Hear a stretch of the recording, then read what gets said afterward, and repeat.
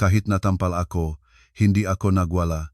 Kinabukasan, nang bumalik ang biyenan ko sa bahay, may bagong may-ari na ang mansyon. Hindi kayo pinahihintulutang pumasok. 19 na taon mula sa pamilya ng aking asawa na nagpalipas ng gabi sa parke ay nasa lubos na kawalan ng pag-asa. Sa 3 anibersaryo ng aming kasal, nakatayo ako sa harap ng malawak na bintana ng sala ng isang marangyang bahay sa Forbes Park, Makati, at minamasdan ang lumalalim na takip silim. Sa aking kamay ay hawak ko ang isang kupas ng litratong kinuha pa sa unibersidad. Sa larawan, si Daniel Reyes ay nakayakap sa aking mabalikat habang ang sikat ng araw na sumisinag sa pagitan ng madahon ng maniyog ay lumilikha ng magandang interplay ng liwanag at anino sa kanyang mukha. Ngumingiti siya ng taimtim at nagniningning.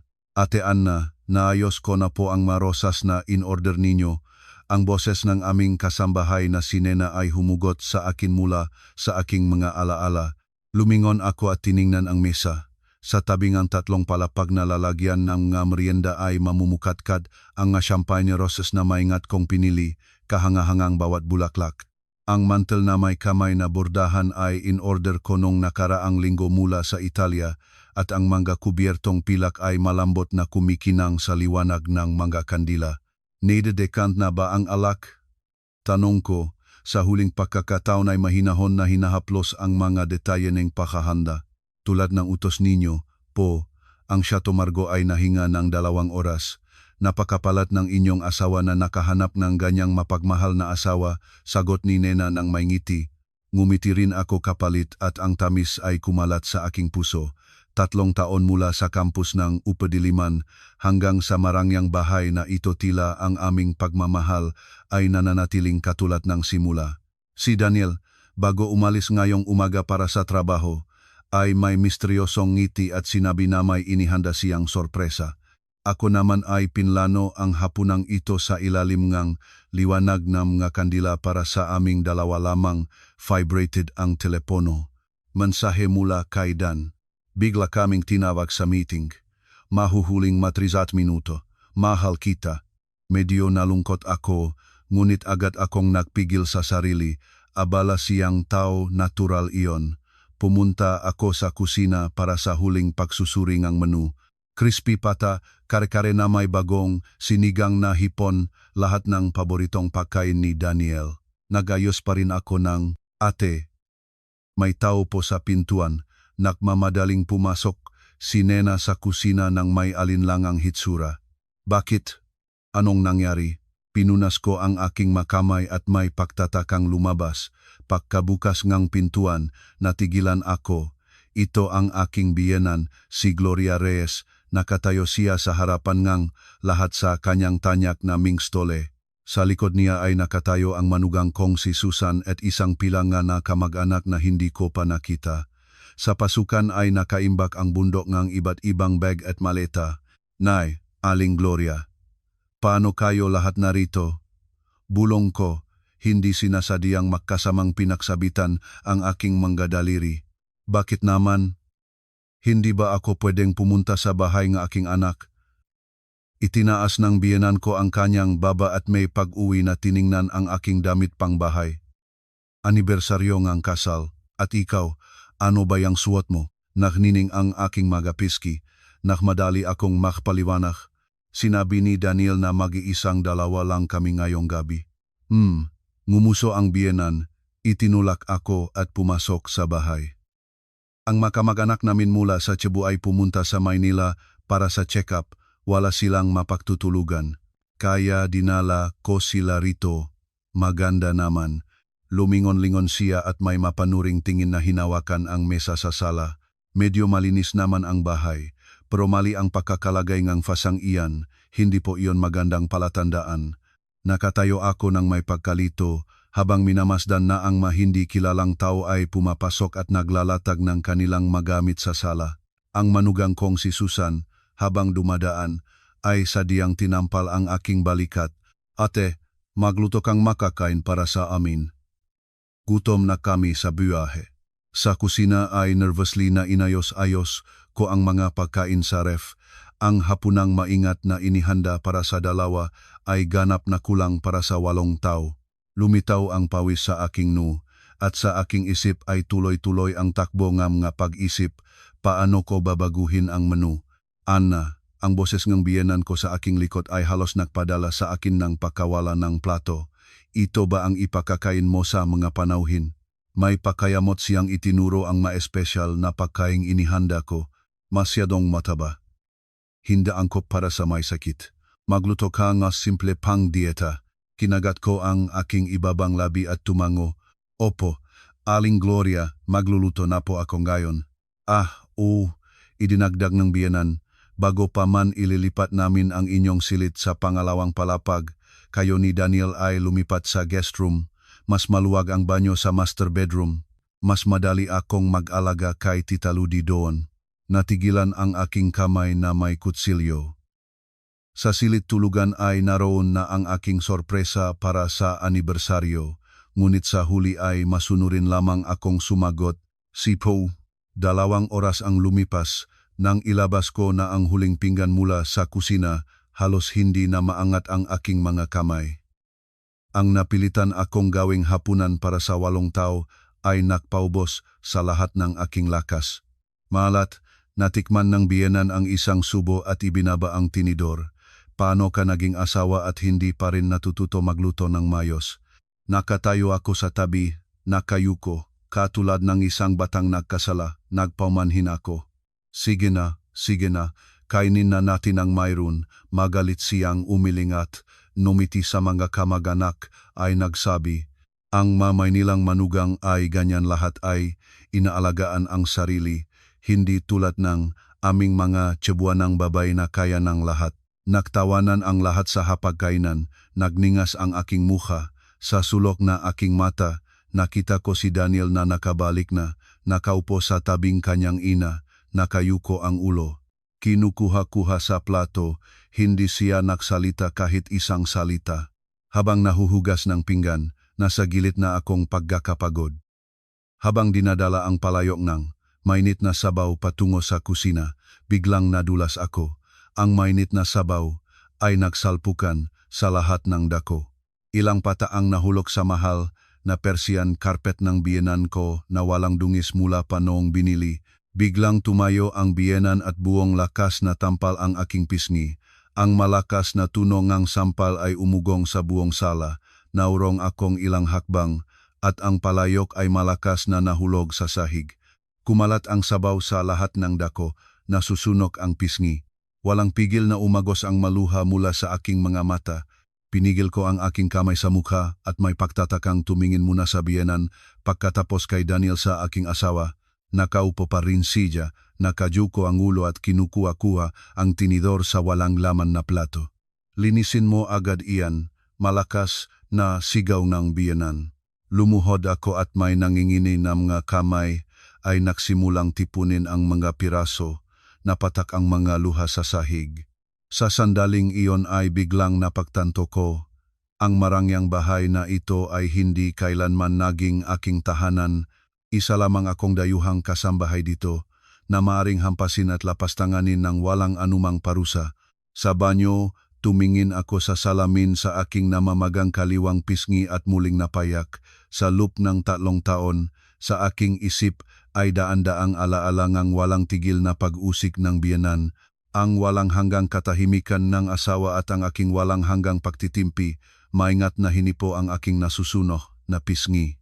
Sa isip ko ay naging malinaw ang isang kaisipan, hanggang kailan ko ito tiisin. Nakahiga sa kama sa guest room, nararamdaman ko pa rin ang hapdi sa pisngi. Sa tabi ay si Daniel. Mahimbing na siyang natutulog at humihilik, na parang walang nangyaring eksena sa hapunang yaon. Maingat akong humipo sa namamagang kaliwang pisngi, ang pangangalingasaw sa dulong aking madaliri ay nagpaalala sa akin ng kahihiyan. Ang digital na orasan sa bedside table ay nagpapakita ng 2:00 ng madaling araw. Hindi pa rin ako makatulog. Ang mukhang nasirang galit ng biyenan nang tampalin niya ako at ang nakayukong ulo ng tahimik na Daniel paulit-ulit na umikot sa aking isip. 3 taon kasal. Akala ko sanay na ako sa pang-abuso ng biyenan at kaduwagan ng asawa. Ngunit ang gabing ito ay parang nagising ako mula sa pagkakatulog. Nagbago ang posisyon si Daniel habang natutulog at ang kanyang telepono ay lumabas mula sa bulsa ng kanyang pantalon at mahinang nahulog sa sahig. Naatubili sandali, ngunit maingat akong bumangon mula sa kama at kinuha ito. Nagliwanag ang screen na nagpapakita ng isang hindi pa nababasa na mensahe. Anak, kumusta na ang mga dokumento tungkol sa Chondo? Nanay, natihilan ang aking mga daliri sa screen. Biglang nakpabilis ang tibok na aking puso. Ang Chondo sa Salcedo Village, Makati ang naiwan sa akin ng aking mga magulang bago sila namatay. 6 na buwan na ang nakalipas, kinuhang biyenan ang titulong lupa na sinasabing mas ligtas niya ito. Mula noon, tuwing nagtatanong ako tungkol dito, lagi siyang umiwas. Bakit kailangan niyang titulo sa gitnang gabi? Hindi sinasadya ng aking makadaliri ay nak-scroll pata sa screen. Ang password ng telepono ni Daniel ay petsa pa rin naming kasal. Sa ironyang iyon, nahirapan akong huminga. Nang makita ko ang kasaysayan ng usapan, halos tumigil ang aking pahinga. Nanay, hanggang ngayon, hindi pa rin niya nalalaman. Antay ka pa kaunti. Kapag nailipat na ang ari-arian, agad na mag-file ng annulment. Daniel, nay, sobra na ito. Kasi si Anna, nanay, sobra. 3 taon, hindi siya nakapagbigay ng anak. Nanirahan siya sa aming bahay. Lahat ay ibinigay namin. Kaya ang Chondo na iyon ay para sa kabayaran namin. Daniel, sabing abogado, kailangan talagang kanyang pirma. Nanay, makakahanap ako ng paraan para makuha ang kanyang pirma. Ikaw, huwag kang magpahina ang loob. Isipin mo kung magkano ang halaga ang Chondo na iniwan sa kanya ang kanyang magulang. Nagsimulang manginig ang aking mga daliri at nagsimulang lumabo ang aking paningin. Ganun pala ang katotohanan. Ganun pala ang diwa ng aking kasal. Isang maingat na pinlanong panloloko. Hindi sila nangangailangan sa akin, ang kailangan nila ay ang ari-arian na iniwan ng aking mamagulang. Sa banyo, binuksan ko ang gripo upang ang tunog ng tubig ay makatulong na patahanin ang aking iya. Sa salamin ay nakikita ko ang isang babaeng may mga namumuhong mata at maliwanag na bakas ng palat sa kaliwang pisngi. Katulad akong isang kaawa-awang palaso. Binuhusan kong malamig na tubig ang aking mukha. Ang kalamig na nakaabot sa aking mabuto ay unti-unting nakatulong sa aking pagbangon. Kailangan kong hanapin ang paraan palabas. Pinunas ko ang aking makamay, kinuha ang telepono ni Daniel at ipinadala ang buong kasaysayan ng usapan sa akin. Pagkatapos ay binura ang mga bakas ng pagpapadala. Natapos ko ang lahat. Inilagay ang telepono sa lugar at mahinahon na lumabas ngang silid. Sa terasa ng bahay ay umihip ang malamig na hangin bago sumikat ang araw. Tumawag ako kay Caterina Bautista, aking kaklase sa universidad, na ngayon ay abogado na. Hello, antok na boses ni Kate sa kabilang dako. Kate, ako ito. Paos at kakaibang boses ko. Kailangan kong tulong. Anong nangyari, Nay? Bakit ganyan ang boses mo? Tila biglang nagising si Kate. Kate, pwede ka bang pumunta sa akin ngayon? Hindi sa Forbes Park sa Chondo, aking mamagulang sa Salcedo Village. Natuklasan ko ang isang bagay tungkol kay Daniel at sa kanyang ina. Malalim na huminga. 1 oras ang lumipas at nakita ko si Kate sa Chondo na iniwan sa akin nga aking mamagulang. Nagsusuot siyang pabigla-biglang suot na jogging suit. Hindi maayos na nakatali ang buhok, ngunit ang kanyang paningin ay matalas tulad ng dati. Nang makita niya ang paso sa aking mukha, biglang naging malungkot ang kanyang mukha. Sino ang gumawa nito? Nais niyang maingat na haplusin ang aking pisngi, ngunit umurong ako sa sakit. Ang biyenan ko, bulong ko at iniabot sa kanya ang telepono. Ngunit mayroon pang mas masahol pa. Inusisa ni Kate ang usapan, at ang kanyang makilay ay lalo at lalong nagkita. Ito ay klasikong marriage fraud at pagnanakaw ng ari-arian. Ano nang gagawin ko? Ang aking boses ay parang may pakpakmagaan. Ang Chondo na iyon ang tanging naiwan sa akin ng aking mamagulang. Una, Kalmahan ang sarili. Kinuha ni Kate ang aking malamig na kamay. Hindi nila alam na nalaman mo na ang lahat. Ito ang ating kalamangan. Pangalawa, kailangan nating mangalap ngang mas maraming patunay. Inilabas niya ang laptop at mabilis na nagbukas ng ilang file. Ang titulo ng tsondo ng iyong mga magulang siguradong ikaw lang ang may-ari. Lahat ay nasa aking pangalan. Naalala ko, bago mamatay ang aking mga magulang, lahat ay inilipat sa akin. Sinabi nila, ito ang iyong dote, magaling, at ang titulo ng lupa ay kasalukuyan ay nasa biyenan mo. O, tumango ako.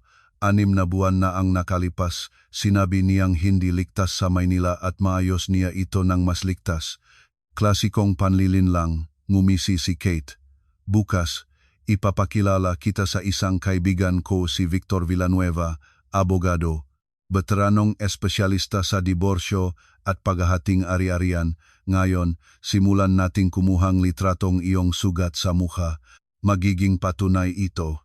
Sa sandaling kumaklak ng kamera, biglang napagtanto ko, mula sa sandaling ito, hindi na ako ang masunuring Ana Reyes. Bago sumikat ang araw, mahinahon akong bumalik sa Forbes Park. Mahimbing pa ring natutulog si Daniel, hindi alam na ang kanyang telepono ay nasa ibang mga kamay. Humiga ako sa kama, nagpanggap na natutulog, at nagsimulang mag-isip ng plano. Sa almusal, si Aling Gloria, na parang natural na bagay lamang, ay naupo sa ulo nga hapagkainan at nagbigay ngam nga tagubilin sa akin. Ang namamaka sa aking kalibang piski ay bumaba na, ngunit ang sukat sa puso ay hindi na makakaling kailanman. Iniwasan ni Daniel ang aking tingin, mabilis na kumain at umalis para sa trabaho.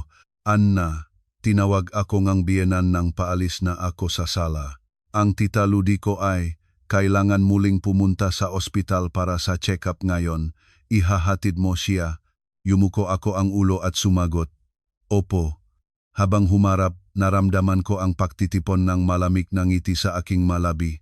Magandang pagkakataon makakakita ako kay Kate at si Victor Villanueva. Sa ospital, sinamantala ko ang sandali ng nasa proseso, NG Pagamot, si Tita Ludi at lumabas na ako. Sa pinakamalapit na kape, nakita ko sina Kate at ang kaibigan ni Yang, abogadong si Victor Villanueva. Ito ay isang lalaking nasa kalagitnaan ng 40 taon, sa perpektong ternong damit at may matalisik, mapanuring tingin. Ang sitwasyon ay malinaw sa pangkalahatan, sabi ni Victor Villanueva pagkatapos makinig sa aking salaysay. Ang pinakaagarang kailangan ay suriin ang katayuan ng iyong ari-arian.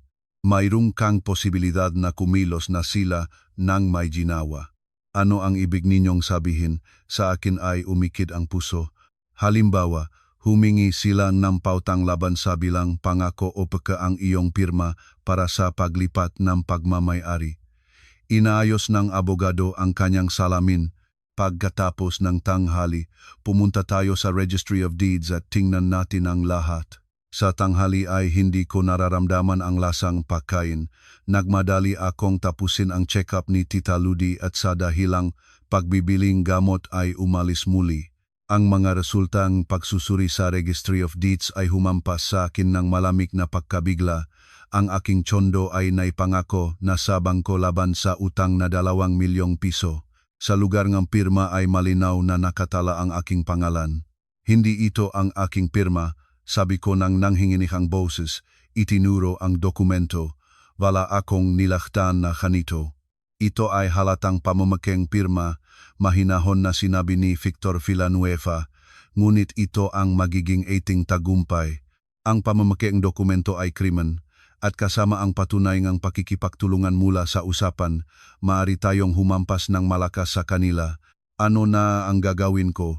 Pinigilan ko ang sarili na masira sa harap ng mga tao. Una sa lahat, huwag magpakita. Nagsimulang ilatag ng abogado ang plano. Una, magpatuloy sa pagpapanggap na wala kang alam. Pangalawa, mangalap ngang mas maraming patunay kanilang na plano. Pangatlo, magiging handa na ang mga legal na dokumento upang muna ay i-freeze ang anumang operasyon na may kinalaman sa ari-arian. Nang lumabas kami mula sa gusaling Registry of Deeds, ang langit ay puno ng ulap, at tila mauulan, malalim na huminga. Naramdaman ko na isang bagay sa kaibuturan ngang aking kaluluwa ay nagkaroon ngang ugat at nagsimulang tumubo. Ito ay isang binhi na may pangalang paghihiganti. Nang bumalik ako sa Forbes Park, gabi na, pagpasok ko, narinig ko ang mataas na boses ng biyenan. Saan ka nagala hanggang ngayon? Hiniling ko sa iyong samahan ang tiya sa ospital at nawawala ka. Nagibili eni gamot, Aling Gloria, sumagot ako, yumuyuko ang ulo, ngunit hindi na ikinakatago ang aking tinging. Gamot. Noon lamang ko napagtanto na nakalimutan ko talagang bilhin ito habang nag-aatubili ako. Bumaba mula sa ikalawang palapag ang manugang kong si Susan. Sa kanyang makamay ay ang aking tablet. Hipag may malalim na kahulugang ngiti siya. Medyo kawili-wiling usapan pala ang mayroon ka rito na ginogang dugo sa aking mga ugat. Sa tablet ay nakalog ang aking messenger account at ang pinakabago ay may usapan na si Kate. Susan, sino ang nagpahintulot sa iyong hawakan ang aking magamit? Iniabot ko ang aking kamay para bawiin ito, ngunit maliksi siyang naktago sa likod ng biyenan. Nay, tignan ninyo. Parang may itinatago siyang plano ng hindi natin alam, naging masamang hulo ang tingin ng biyenan. Ana, mas mabuti pang ipaliwanag mo ng mayos. Sa sandaling iyon, napagtanto ko na tapos na ang panahon ng gamaskara ngunit kahanga-hanga, wala akong takot. Sa kabaliktaran, nakaramdam ako ng kaginhawaan. Itinuwid ko ang aking ulo at tumingin sa biyenan ng tuwiran. Kumukonsulta po ako sa abogado tungkol sa iligal na pagpapangako ng aking ari-arian. Sa sala ay nagari ang patay na katahimikan. Ang mukhang biyenan ay unang namula, pagkatapos ay pumuti, at pagkatapos ay nangitim. Si Susan ay nakatayo ng may bukas na bibig, malinaw na hindi inaasahan ang gayong direktang tugon. Ano ang sinasabi mo? Nanginig ang boses ng biyenan. Lahat ng tala ay nasa Registry of Deeds po, Aling Gloria. Mahinahon ang aking pagsasalita, ngunit malamig ang tono. Ang pamamukeng pirma ay isang krimen. Sa palagay ninyo, anong hatol ang bibigay ng huwes? Buong lakas na hinampas ng biyenan ang kanyang kamao sa mesa. Nasisiraan ka na ba ang bait? Ito ang baheng aking anak. Ano ang inaakala mong ginagawa mo rito? Hindi, ito ang inyong bahay. Mahinahon kong itinama, ang tsondo ng aking mamagulang iyon ang aking bahay. Pagkasabi nito, lumakad ako patungo sa labasan. Sa aking likod ay umalingaw-ngaw ang iyak ng biyenan. Tigil. Kung aalis ka, huwaga nang bumalik. Hindi ako lumingon, matibay na hakbang kong lumabas ngang pintuan. Nagsimulang ulan mula sa langit. Ang malamig na patak ay bumabagsak sa aking mukha, nagahaluan ng aking mamainit na luha. Vibrated ang telepono sa aking bulsa. Tumawag si Daniel. Tumingin ako sa pangalan ng tumatawag at tahimik na pinindot ang pindutan ng pagpapatay. Lumalakas ang ulan. Nakatayo ako sa ilalim nga estribo nga istasyon ng bus, basa hanggang sa kaibuturan. Ang telepono ay patay.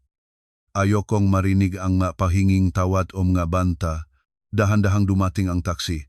Humingi akong sasakyan sa pamamagitan ng pagwagayweng kamay. Saan po? Tanong ng driver. Sandali akong nag-alinlangan. Hindi ako makabalik sa Forbes Park.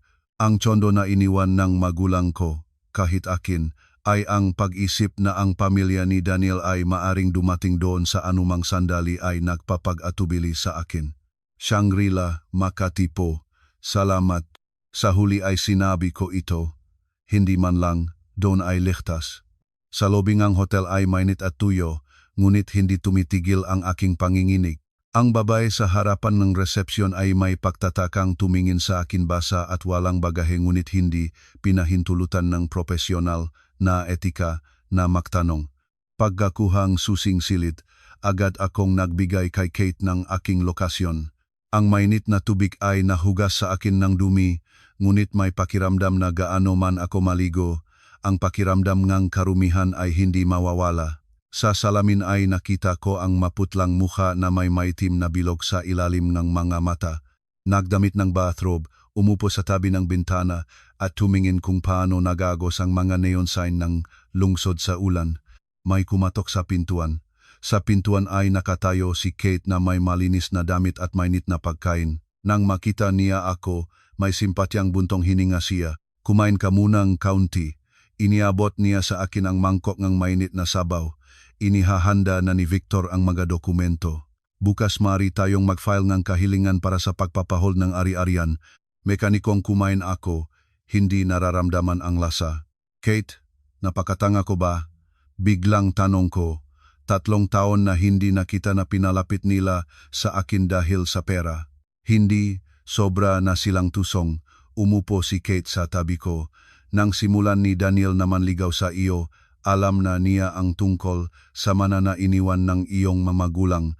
Naalala ko ang mataon sa universidad kung paano si Daniel ay aksidenteng natagpuan ako sa aklatan, kung paano niya naalala ang lahat ng aking mapaboritong libro, kung paano niya hindi iniwan ang aking tabi nang mamatay ang aking mga magulang sa aksidente.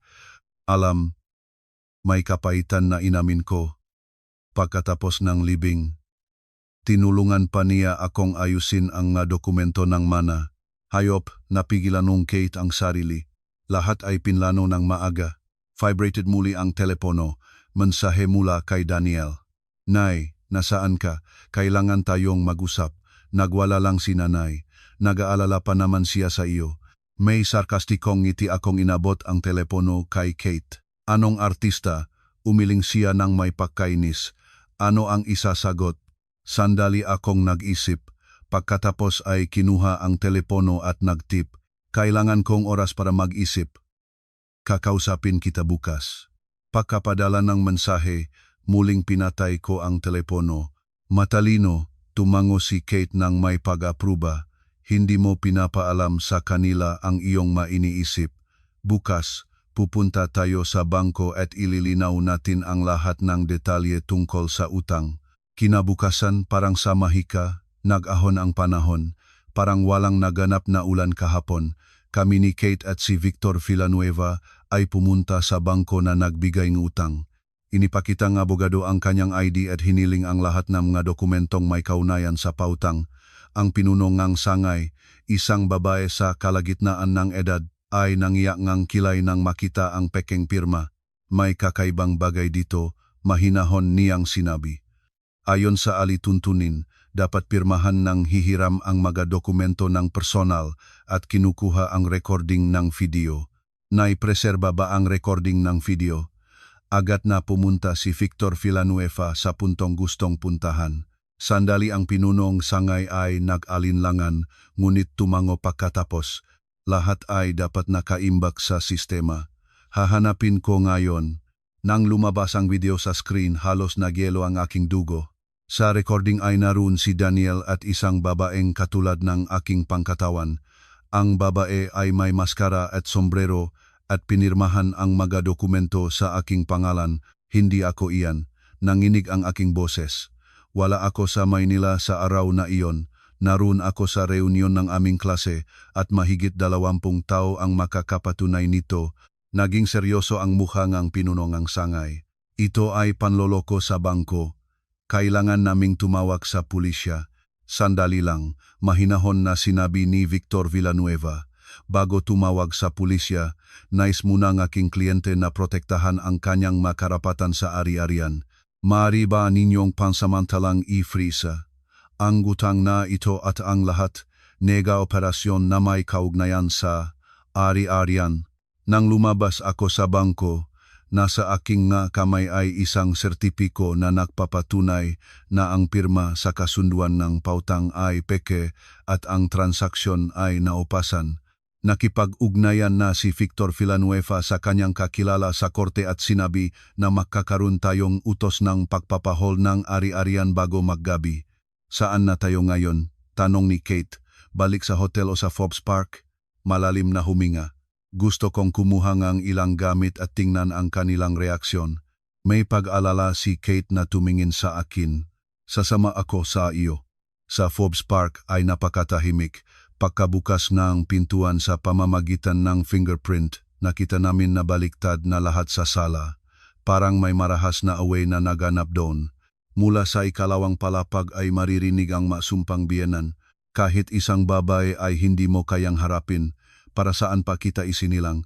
Nagsenyas ako kay Kate na maging tahimik at maingat kaming umakyat sa hagdan. Ang pintuan sa silid ng biyenan ay bukas at ang kanyang boses ay mariing naririnig. Ano na ang gagawin? Nalaman na niya ang lahat. Hindi na tayo makakakuha ng pera mula sa bangko at sa kumpanya. Nay, huwag nating pag-usapan iyon. Maririnig ang pagod na boses ni Daniel. Kasalanan natin ang lahat ng ito. Ano ang ibig mong sabihing kasalanan natin? Matinis na putol ng biyenan. Kung naging mataas ang iyong loop nun, matagal na siyang pinirmahan ang lahat. Ngayon, dahil malambot ka, napabayaan mo ang lahat. Pinigilan ko ng husto ang aking mga kamao. Maingat na hinawakan ni Kate ang aking balikat na bibigay ng senyales na oras na umalis. Sa sandaling iyon, ang hagdan ay lumingkik at si Susan na bumababa mula sa ikatlong palapag ay harap-harapang nakatagpo namin. Ikaw, sigaw niya. Nay, kuya nandito siya. Bumalik. Bumukas ang pintuan ng silid at lumabas sina Daniel at ang biyenan. Nang makita si Kate sa tabi ko, lalong kumibot ang mukha ni Aling Gloria. Magaling, nagdala pa ng reinforcement. Pumunta ako para kunin ang aking makakamit. Mahinahon kong sinabi at pumunta sa master bedroom na kinuha sa akin kahapon.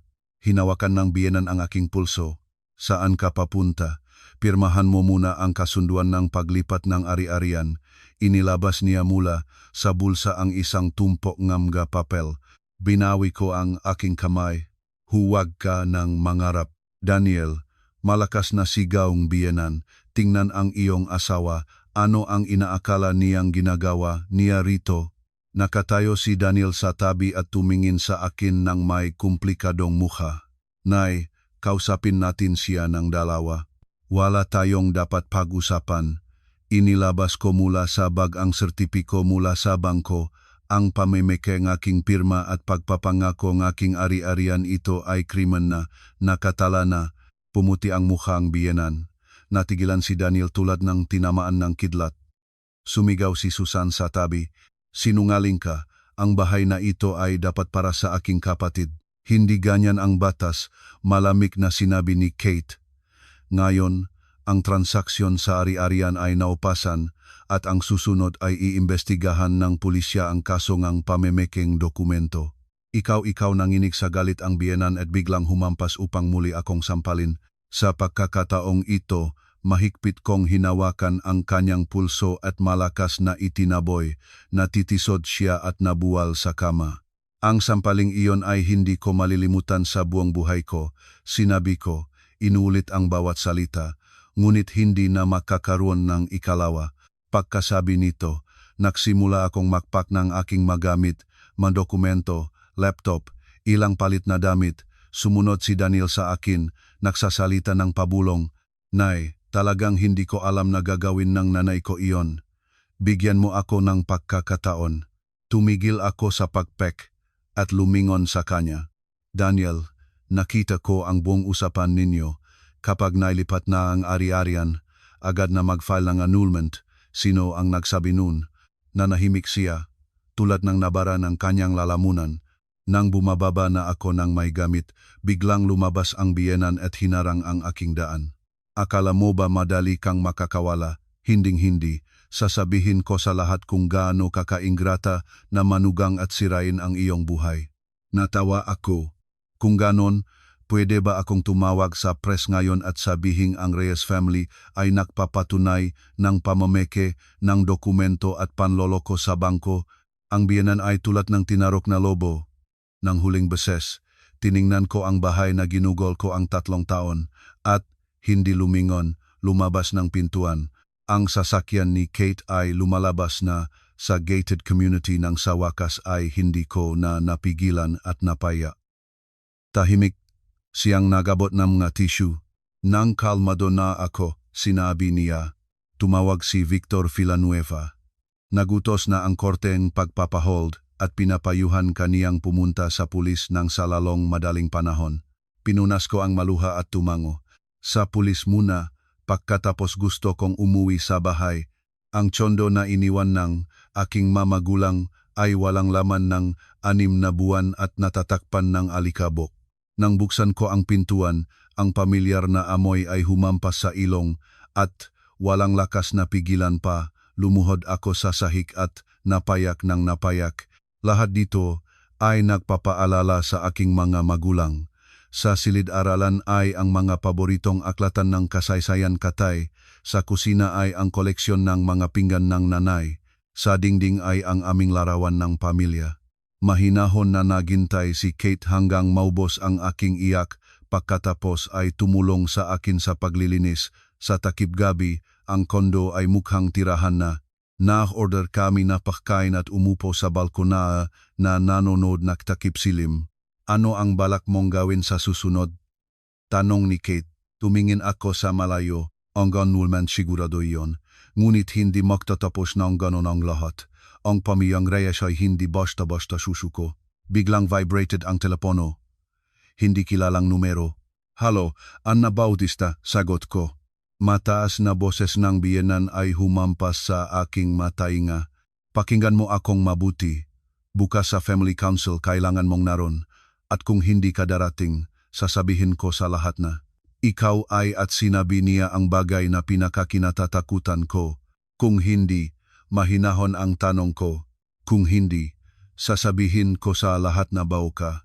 Tingnan natin kung paano ka makatingin sa mataw pagkatapos noon. Ang aking kamay na humahawak ng telepono ay dahan-dahang nanginig. Gawin ninyo ang gusto ninyo, ibinaba ko ang tawag. Anong nangyari? May pag-alala na tanong ni Kate. May kapaitan na umiling ako. Nagbabanta ang biyenan na sasabihin sa lahat na baog ako. Nang makita ang pagtataka sa mukha ni Kate, nagpaliwanag ako. Sa 2nd taon ng aming kasal, nabuntis ako, ngunit nakaroon ako ng miscarriage. Pagkatapos nui hindi na ako nabuntis at natupag na ang biyenan na problema ko iyon. Nakpasuri ba kayo? Baka ang problema ay kay Daniel? Tumanggi siyang magpasuri, ngumisi ako. Sinabi niyang nakakahiya para sa isang lalaki.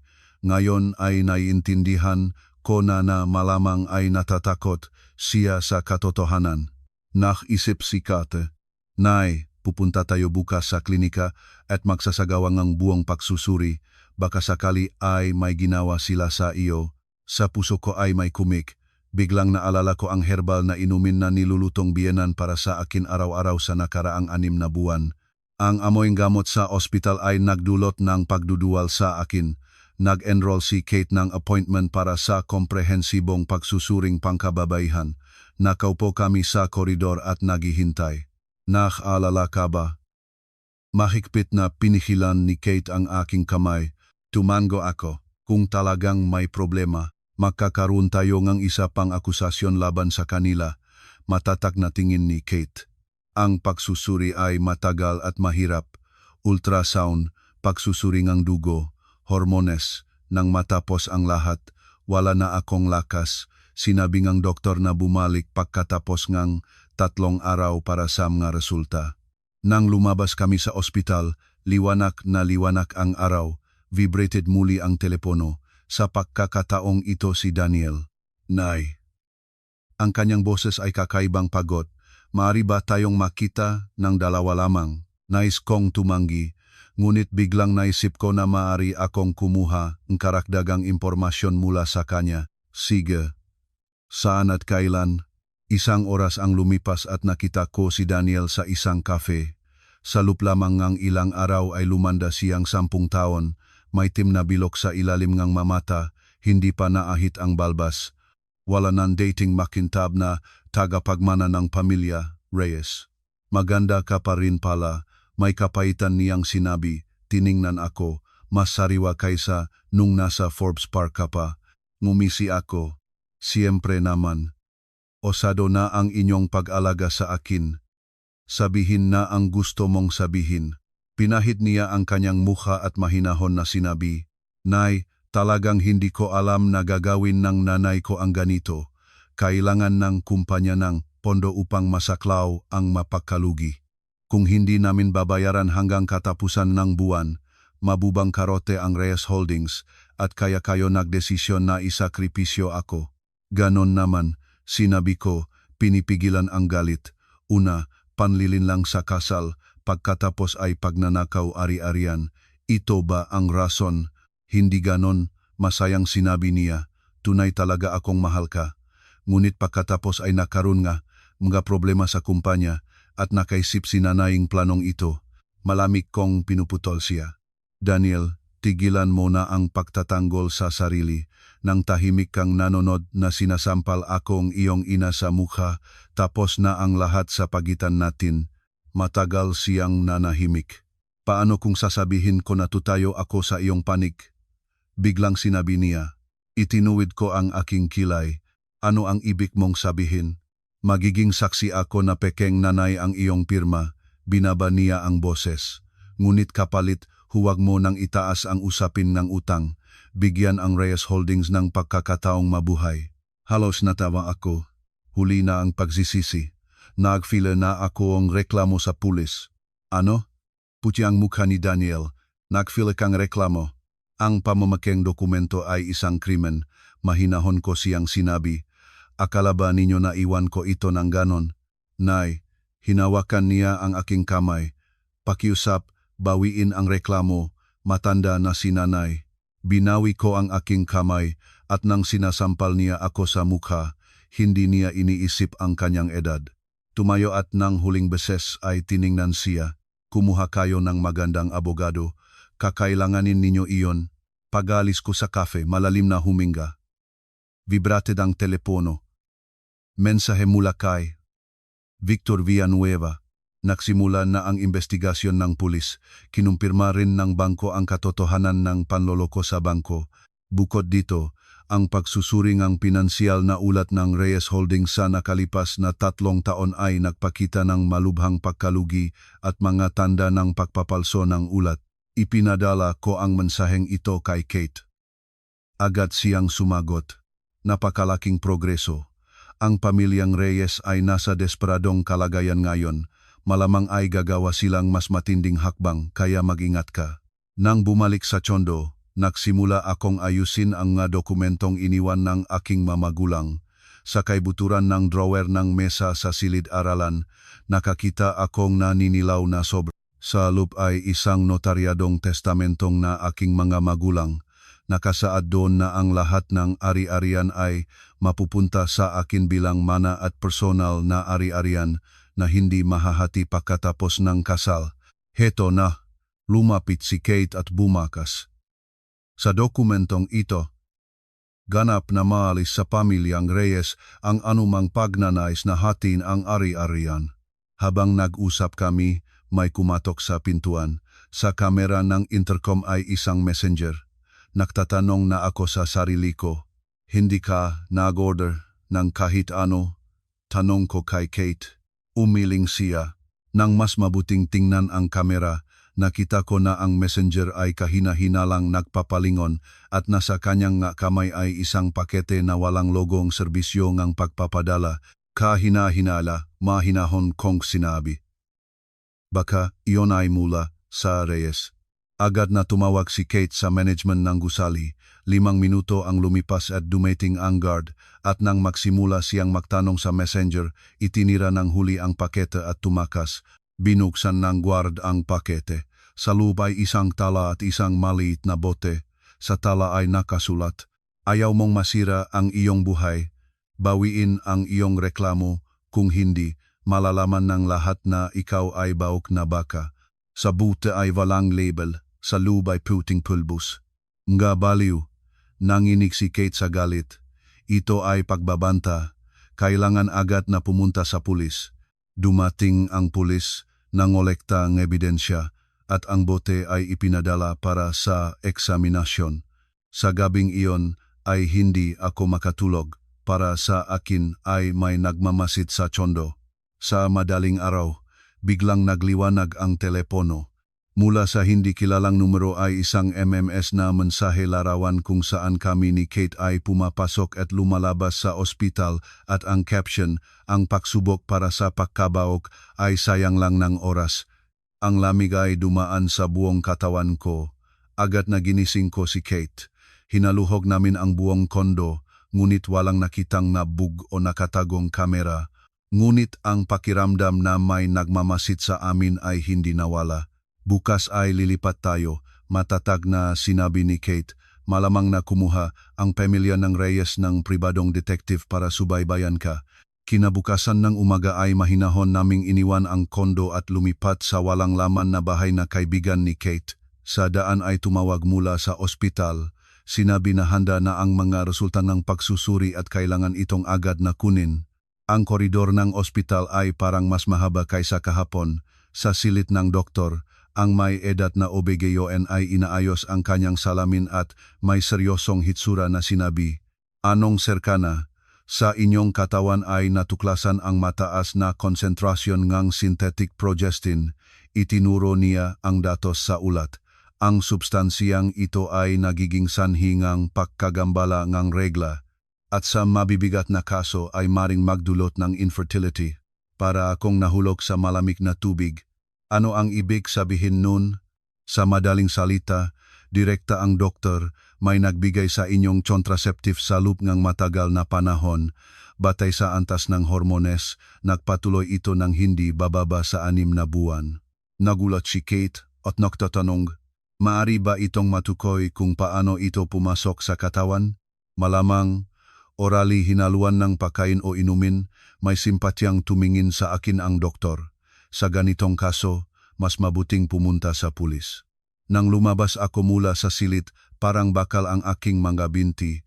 6 na buwan eksakto ang habang ang panahon na niluluto ng biyenan ang kanyang herbal na inumin para sa akin araw-araw. Ito ay pagtatangkang pumatay, nakpigang ngipin si Kate. Ito ay sinadyang pagdudulot ng pinsala sa kalusugan. Ang kanyang masalita ay naputol ng tawag sa aking telepono mula sa management ng gusali. "Anong serkana? May pumasok sa inyong tsondo." Nahuling pulis ang suspek. Nagmadali kaming bumalik sa kondo. Sa lugar ay ganap na kaguluhan. Binuksan ang mga drawer, nakakalat ang mga dokumento sa sahig. Ang hinuling manlolop na bata, ipinakilala ang sarili bilang empleyadong Reyes Holdings at sinabi na pumunta siya sa utos ni Susan Reyes upang hanapin ang mga dokumento. "Anong mga dokumento?" Mahigpit na tanong ng pulis. "Titulong lupa, testamento, ganon-ganon," nang ginigang sagot NG Binata. Ngumisi ako. Sa kabutihang palad, lahat ng mahahalagang dokumento ay nasa akin. Naitala NG pulis ang aking mga pahayag at sinabi na idadagdag ang akusasyong ito sa kaso. Sa araw na iyon ay dumating ang mga resulta na eksaminasyon ng pulbos mula sa bote. Ito ay durok na contraceptive tablets at ang hormonal na composition ay tumugma sa natuklasan ng mga doktor sa akin. Ang kadenangang patunay ay nagiging mas kumpleto. Pamamakengang dokumento, panloloko sa bangko, iligal na pagpasok, sinadiyang pagdudulot ng pinsala sa kalusugan. Sistematikong pinag-ayos ni Victor Villanueva ang lahat ng materyales at naghahanda ng pagsampa ng kriminal na habla sa ombudsman. Sa gabi ay 3 kaming nag-usap ako, si Kate at si Victor Villanueva tungkol sa karagdagang plano. Ngayon ang pamilyang Reyes ay nasa sulok, nag-aanalisa ang abogado, maari silang gumawa ng mas matinding hakbang. Inirekomenda ko na pansamantala kang umalis sa lungsod at bumalik na para sa pagdinak. Umiling ako, hindi ako matatakbo, sila ang dapat matakot. Sa gayon ay kailangan naming palakasin ang seguridad sa pinakamababa. Nagalok si Kate na kumuha ng mga bodyguard. Hindi, isang ideya ang kumislap sa aking isip. Ako ang mananatakbuhan sa kanila. Naktaka sila sa aking tayo. Inilabas ko ang telepono at ipinakita sa kanila ang audio recording at mga mensaheng may banta mula sa biyenan. Magdaraos ako ng press conference at itatala ang lahat ng kriminal na gawa ng pamilya Reyes. Nagliwanag ang mga mata ni Victor Villanueva. Preemptive strike. Magandang ideya. Ang Reyes Holdings ay nasa mahirap na kalagayan ngayon. Ang ganitong skandal ay magtatapos sa kanila. Ngunit ikaw rin ay mapupunta sa sentro ng atensyon, may pag-aalala na sinabi ni Kate. Handa na ako, malalim na huminga, handa na ako mula nang magdesisyon akong lumaban. Ang press conference ay itinakda pagkatapos ng 2 araw. Sa oras na ito, lihim na nakipag-ugnayan ako sa ilang malalaking media outlet at ibinigay sa kanila ang bahaging patunay.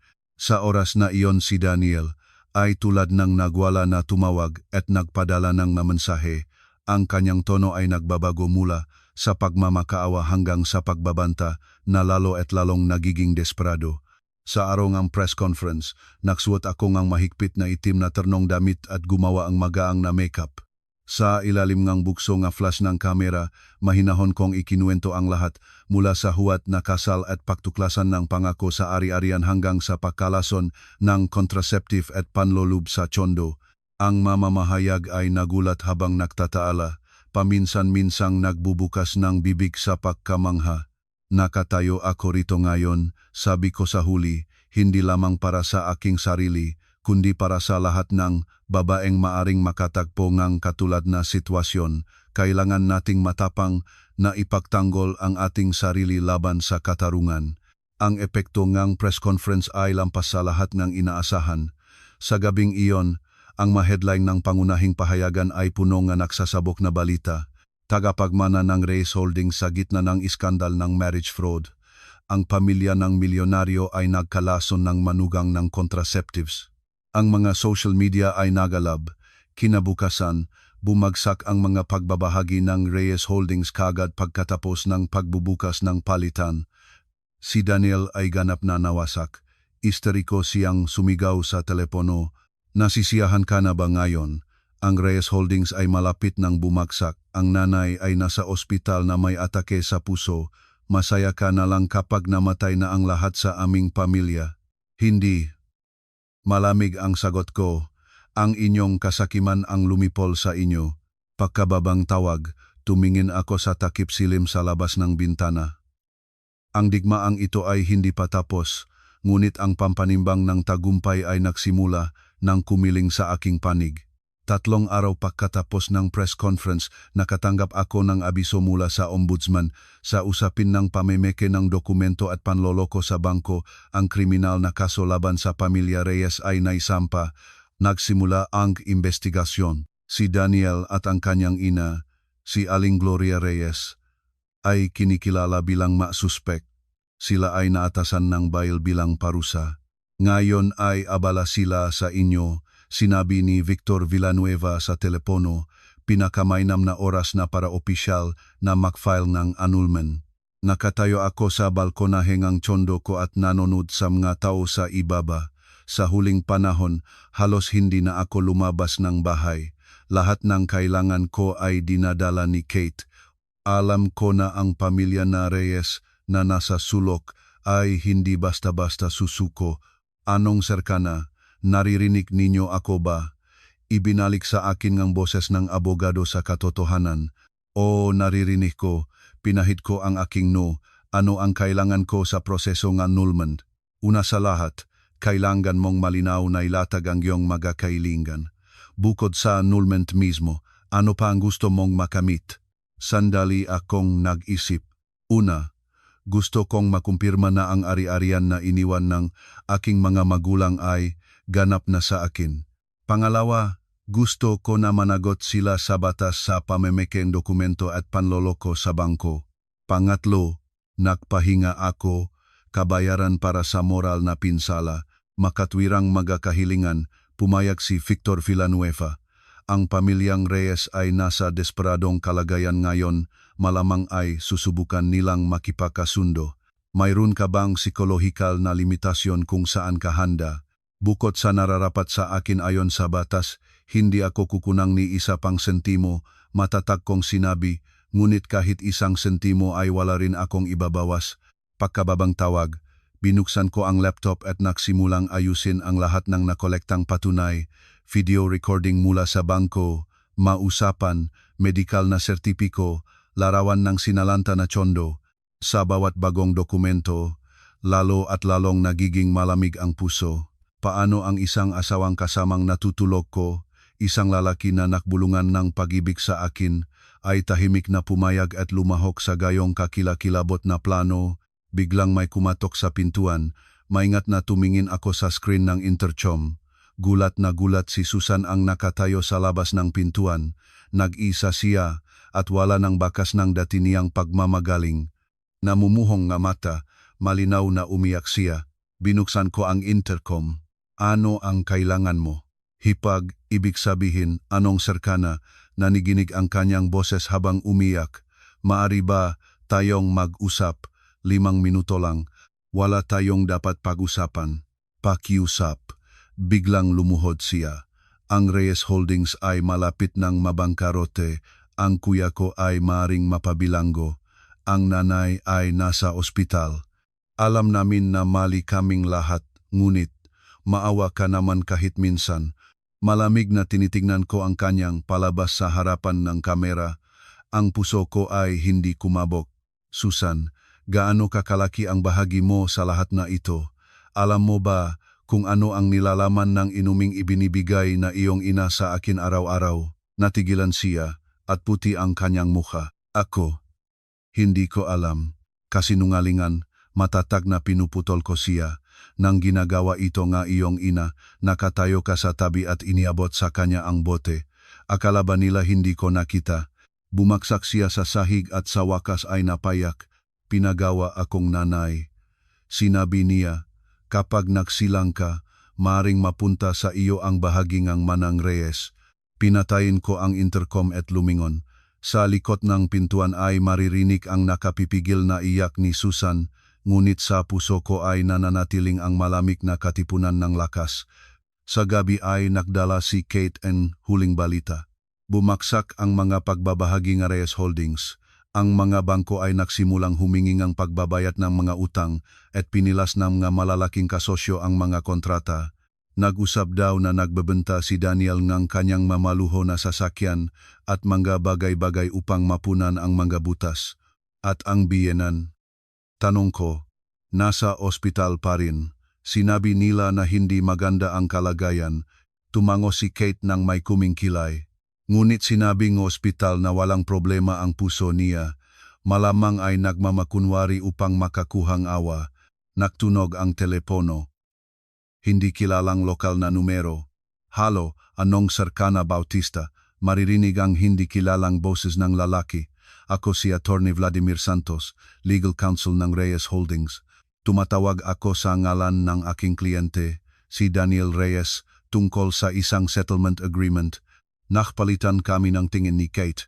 Anong settlement?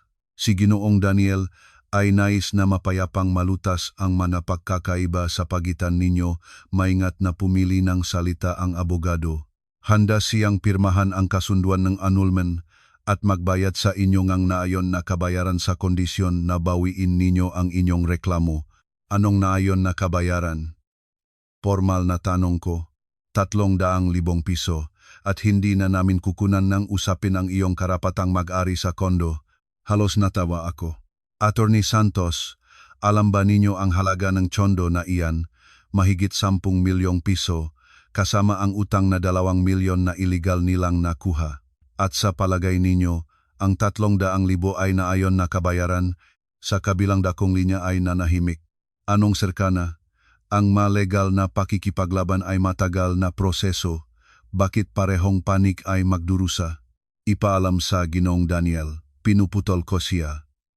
May sapat akong pra at oras. Gusto kong katarungan. Pagkababangang tawag, itinaas ni Kate ang kanyang hinlalaki. Iyon ang magaling. Ngayon ay may intindihan na nila na seryoso ang lahat. Hindi sapat ito, umiling ako. Ngayon ay natatakot sila na mapabilanggo at mabangkarote, ngunit hindi pa nila nararamdaman kung ano ang ibig sabihin ng mawala ang lahat. Kinabukasan ay nagdala si Victor Villanueva na nakakamangha na balita. Ang pulis, habang sinisiyasat ang accounting ng Reyes Holdings, ay nakahanap ng patunay ng malawak na pag-iwas sa buwis at pagnanakaw ng pondo. Ang halaga ay umabot sa 100 milyong piso. Nagsimula pa ang problema, nang buhay pa ang ama ni Daniel, inaayos ng abogado ang kanyang salamin. Ngayon ay lahat ay gumugulong tulad ng bola ng niebe. At ang pinakakawili-wili na tuklasan namin ang 3 real estate at malaking bilangang alahas sa pangalan ni Aling Gloria Reyes. Lahat ng ito ay binili gamit ang pera ng kumpanya. Ibig sabihin, mayroon silang pera. Ngumisi ako. Ayaw lang nilang magbayad sa akin. Isinam-file ko na sa korte ang motion para sa attachment ng lahat ng ari-arian ni Aling Gloria Reyes. Ang balitang ito ay nagpabuting aking mood. Sa tanghali ay nagdesisyon akong pumunta sa Forbes Park para sa ilang nalabing personal na gamit, lalo na ang kwintas, ang iniwan ng aking ina. Nag-insisteng sumama si Kate. Ang compound sa Forbes Park ay tahimik pa rin at maluho tulad ng dati, ngunit ang bahay ng Reyes ay kapansin-pansing naging pabaya na. Ang mahalaman sa hardin ay nagsimula ng malanta. Subukan kong buksan ang pintuan sa pamamagitan ng fingerprint, ngunit napalitan na ang kandado. Nang paalis na kami, si kasambahay na si Nena ay lumabas sa katabing pintuan na nagdadala ng basura at nakita kami. Anong serkana? May pagtataka at mahinahong nasabi niya, paano kayo nandito? Pumunta para sa magamit, Nena, ngunit nakalok ang pintuan. Pinalitan enja na kandado ang gamo. Lumingon, si Nena sa paligid at binaba ang boses. Maghintay kayo, sandali mayroon akong pansalitang susi. Nagmadali siyang bumalik sa kanyang silit at nagdala ang susi. Hindi alam ngang amo. Gumawa akong kopya. Salamat po, tapat kong sinabi, kumusta ang bahay? Buntong hininga si Nena. Baliktad na lahat. Ang amo ay nagiinom at nag-aaway araw-araw. Ang aming ama pagkatapos ng ospital ay hindi na ganon.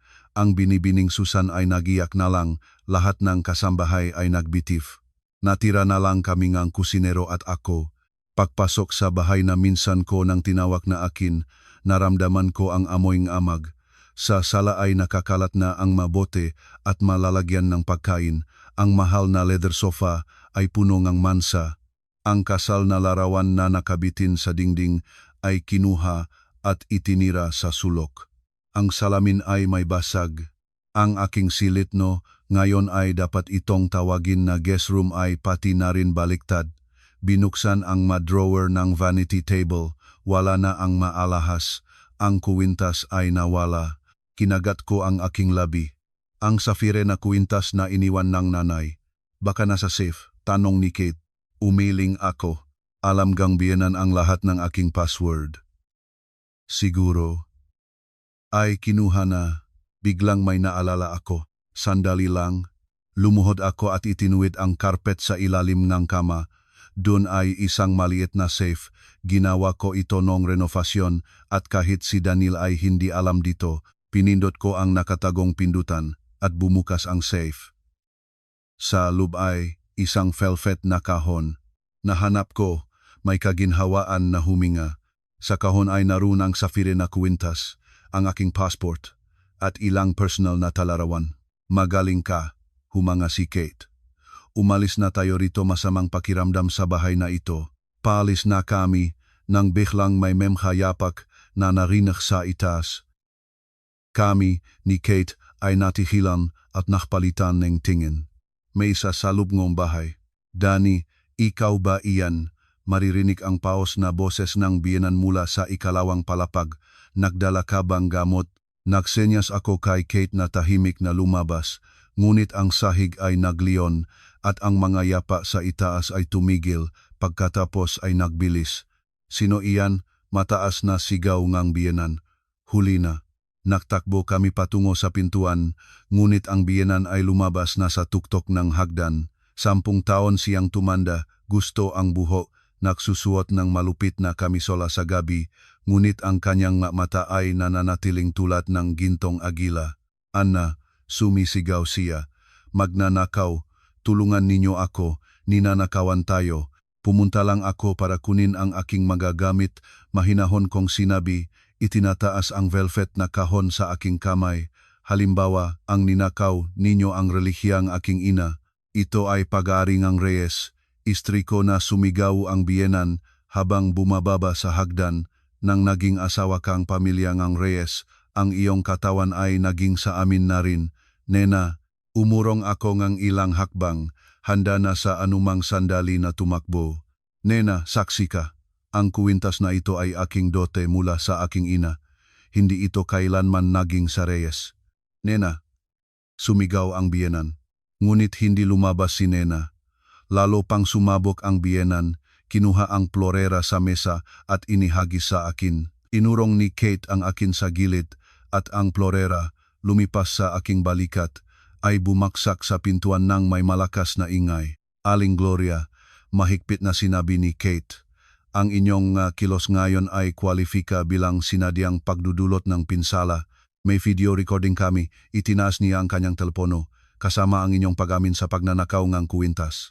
Natigilan ang biyanan, pagkatapos ay tulad nega na tusok na lobo, lumuhot sa sahig. Gusto ba ninyong sirain ang aming buong pamilya? Nabangkarote ang Reyes Holdings, malapit na mapabilanggo si Daniel.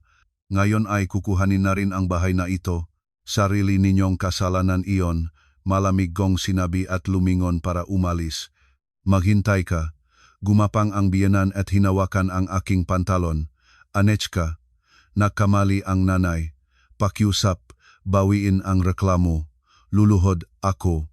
Tumingin ako kung paano ang babaeng dati ay napakamayabang na humampas at lumait sa akin ay ngayon ay nakadapa sa aking mapaa.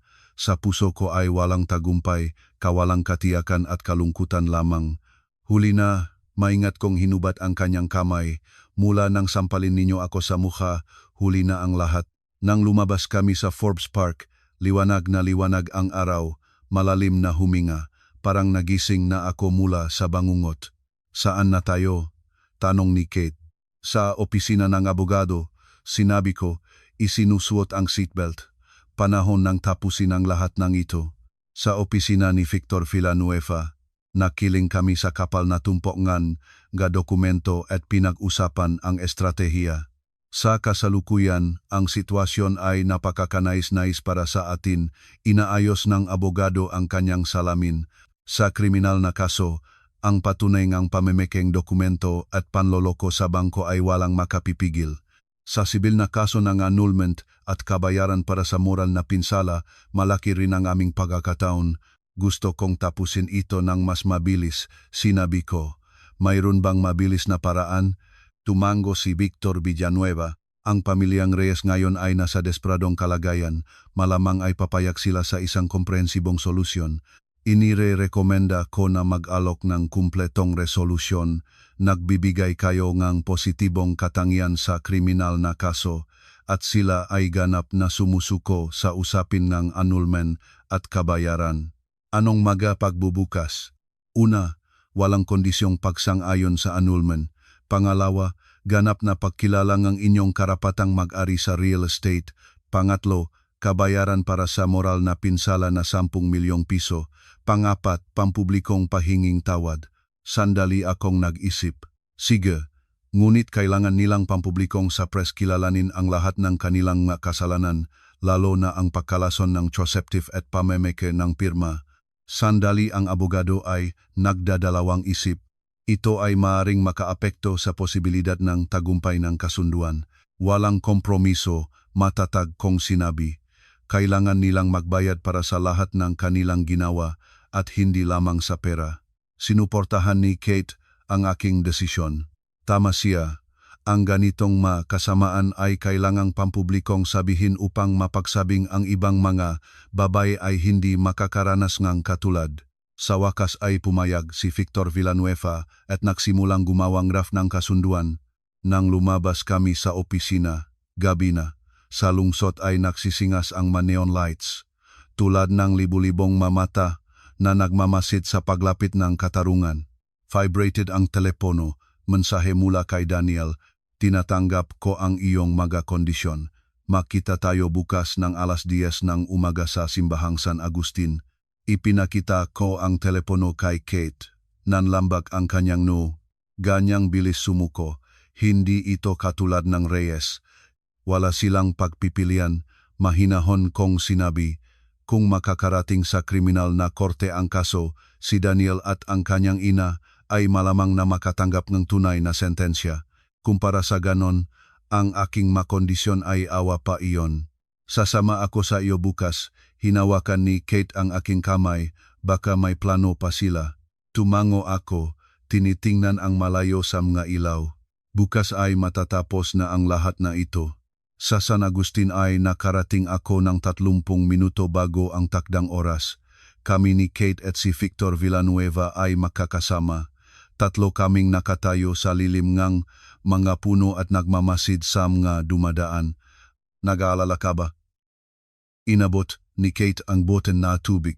Umiling ako. Sa kabaliktaran, kakaibang tiwasay, parang naghihintay na operasyon na alam ng ang kinalabasan. Nang 9:30, ang isang pamilyar na itim na Mercedes ay huminto sa gilid ng daan.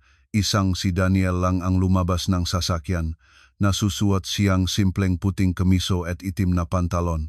Wala na ang dati niyang elitistang hitsura. Lumingon siya, nakita kami at kapansine-pansing nanigas. Pagkatapos ay mabagal na lumapit. Naipaus ang kanyang boses. Maaari ba tayong mag-usap ng mag-isa? Ogod na nagingot si Kate. Sabihin mo rin sa amin. May kapaitan na ngumisi si Daniel. Huwag kayong matakot. Hindi ako magiging masamang loob. Gusto ko lang humingi ng tawad.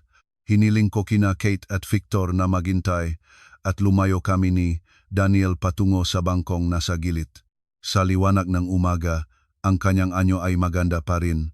Ngunit ang maitim na bilog sa ilalim ng mata at mga kulubot sa tabingang bibig ay nagpapakita ng hirap na pinagdaan sa nakalipas na mga araw. Hindi darating si nanay. Agad niyang sinabi, hindi maganda ang kanyang kalagayan. Sinabing doktor na matinding depression. Nanahimik ako. Nagpatuloy si Daniel. Alam ko na walang karapatang humingi kang tawad, ngunit talagang ikinalulungkot ko ang lahat. Bakit? Biglang tanong ko. Bakit ninyo pinili ang daan ng pandaraya at pagdudulot ng sakit? Maari kayong makipag-usap sa akin ng tapat. Dahil sa kasakiman at kagagahan, umiling siya, tinitingnan ang kanyang makamay, matagal nang may mga problema ang kumpanya. Ang ama ko ay nag-iwan ng isang taga-sulsol bago siya namatay. Ang nanay ay laging gusto ng pagpapakita ng kasaganaan at lalot-lalong lumaki ang butas nang malaman namin ang halaga ng ari-arian na iniwan ng iyong mamagulang para itong buhay-buhay.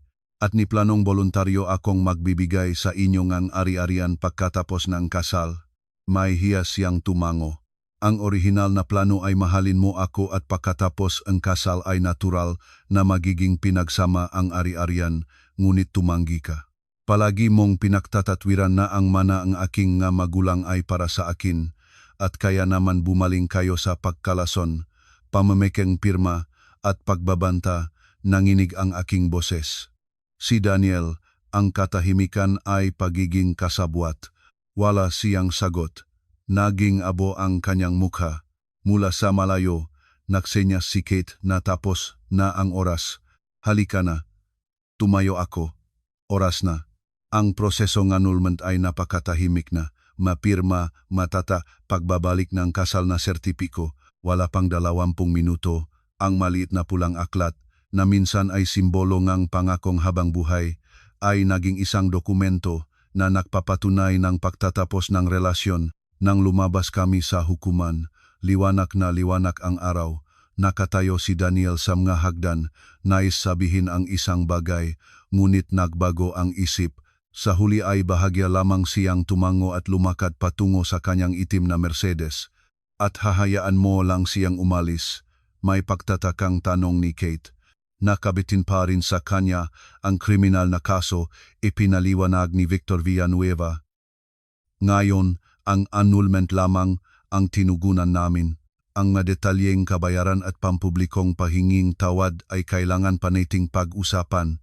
Tinitignan ko ang lumilayo na Mercedes nang may halo-halong damdamin. 3 taong emosyon ang nagtatapos. Walang nakalaglag na sakit. Kakaibang pakiramdam ngang pagpapalaya.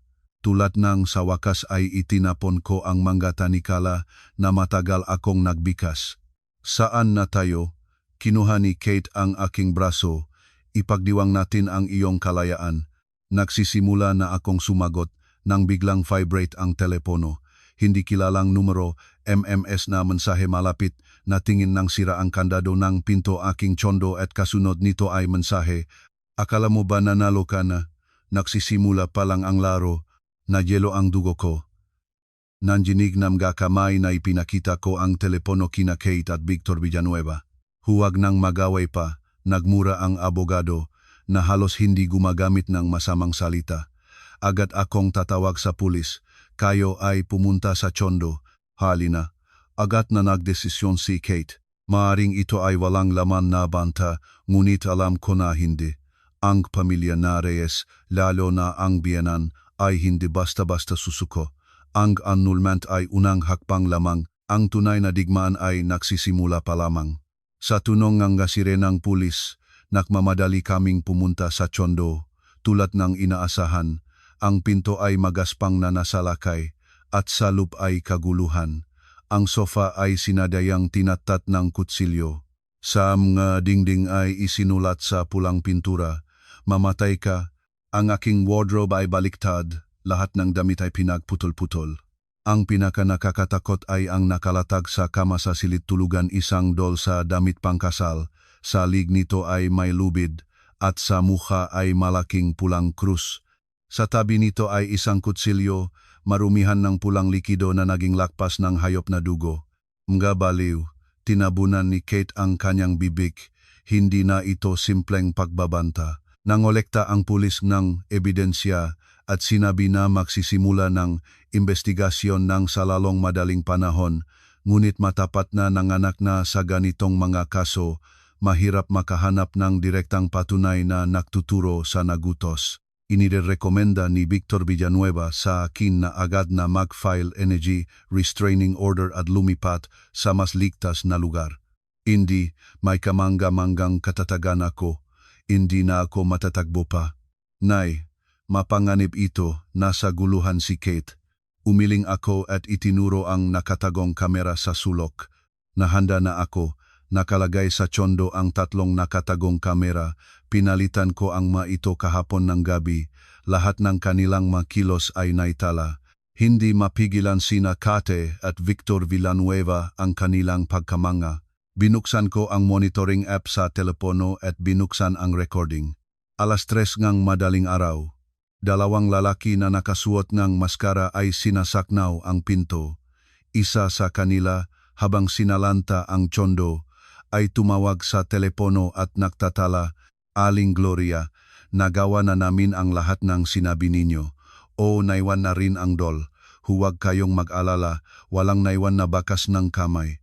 "Aling Gloria," nagtaka si Kate. "Bigyanan ko, ito ay sapat para sa utos NG pagdakip," may sigasig na sinabi ni Victor Villanueva. Kasama ang manaunang kaso at partisipasyong ito, sa pagkakataong ito ay hindi siya makakatakas. Pagkatanggap ng video recording, mabilis na kumilos ang pulis. Sa araw na iyon ay inaresto si Aling Gloria Reyes sa kanyang kotse. Kasabay nito, dinakip ang 2 gangster na inupahan para sa pagwasak. Si Daniel ay dinala sa estasyon bilang saksi para sa investigasyon. Istriko na nagpost si Susan sa social media na pinalso ang matao, ngunit ang kanyang mapost ay mabilis na nalunod sa alon ng pagkondena mula sa mga gumagamit. Sa gabi ay tumawag si Victor Villanueva. Ang kanyang boses ay puno ng pinipigil na pagkakilig. "Anong serkana, mayroon tayong malaking tagumpay." Ang mga gangster ay nagbigay ngang pagtanggap na pahayag at nagsabi na sangkot sila sa katulad na kaso 3 taon na ang nakalipas. Sa katulad na kaso, may pagakilig na sinabi na abogado, may kaunayan sa dating nobya ni Daniel. 3 taon na ang nakakaraan, may isang babae na halos naging asawa niya, ngunit biglang pinalis ang pakikipagtipan at umalis sa lungsod. Nahanap ng pulis ang kanyang impormasyon at pumayag siyang magbigay ng pahayag. Ginamit ni Aling Gloria ang katulad ng mga pamamaraan upang sa pamamagitan ng pagbabanta ay pilitin siyang sumuko sa mga karapatang real estate na dapat ay mamanahan ni Daniel. Ang aking kamay na humahawa ang telepono ay dahan-dahang nanginig. Ibig sabihin, ito ang kanilang pamamaraan. Tama.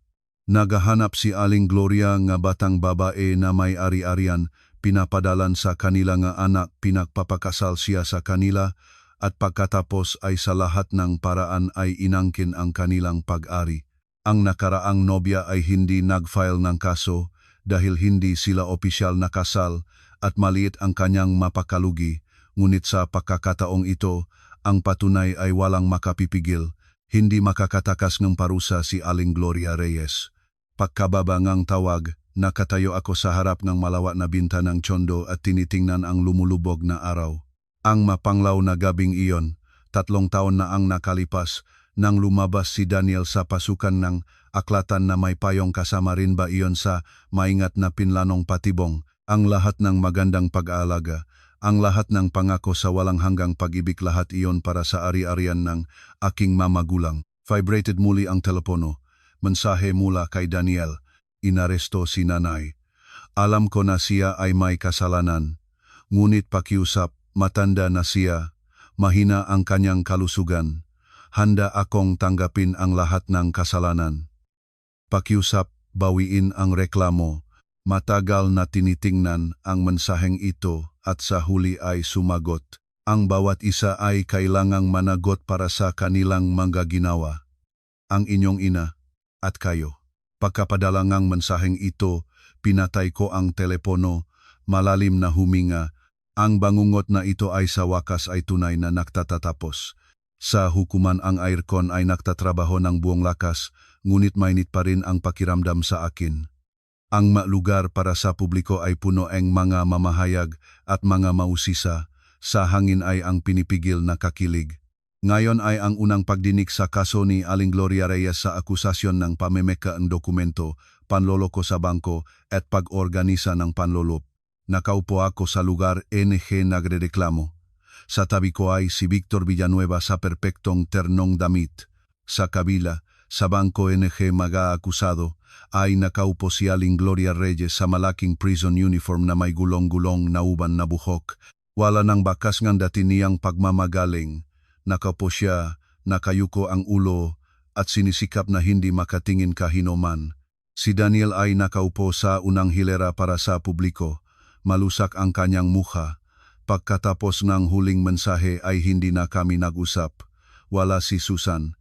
Narinig ko na umalis siya sa ibang lungsod. Lahat ay tumayo, papasok na ang hukuman, maririnig ang malakas na boses ng alguacil. Ang mahistrado ay isang mahigpit na babae sa kalagitnaan ng edad. Mabilis na binuksan ang dokumento at idineklara ang sesyon na bukas. Ang fiskal ang unang naglatag ng kabuuan ng kaso, nagpapakitang hanayng patunay, video recording mula sa bangko, mga usapan, larawan ng sinalantang Tondo.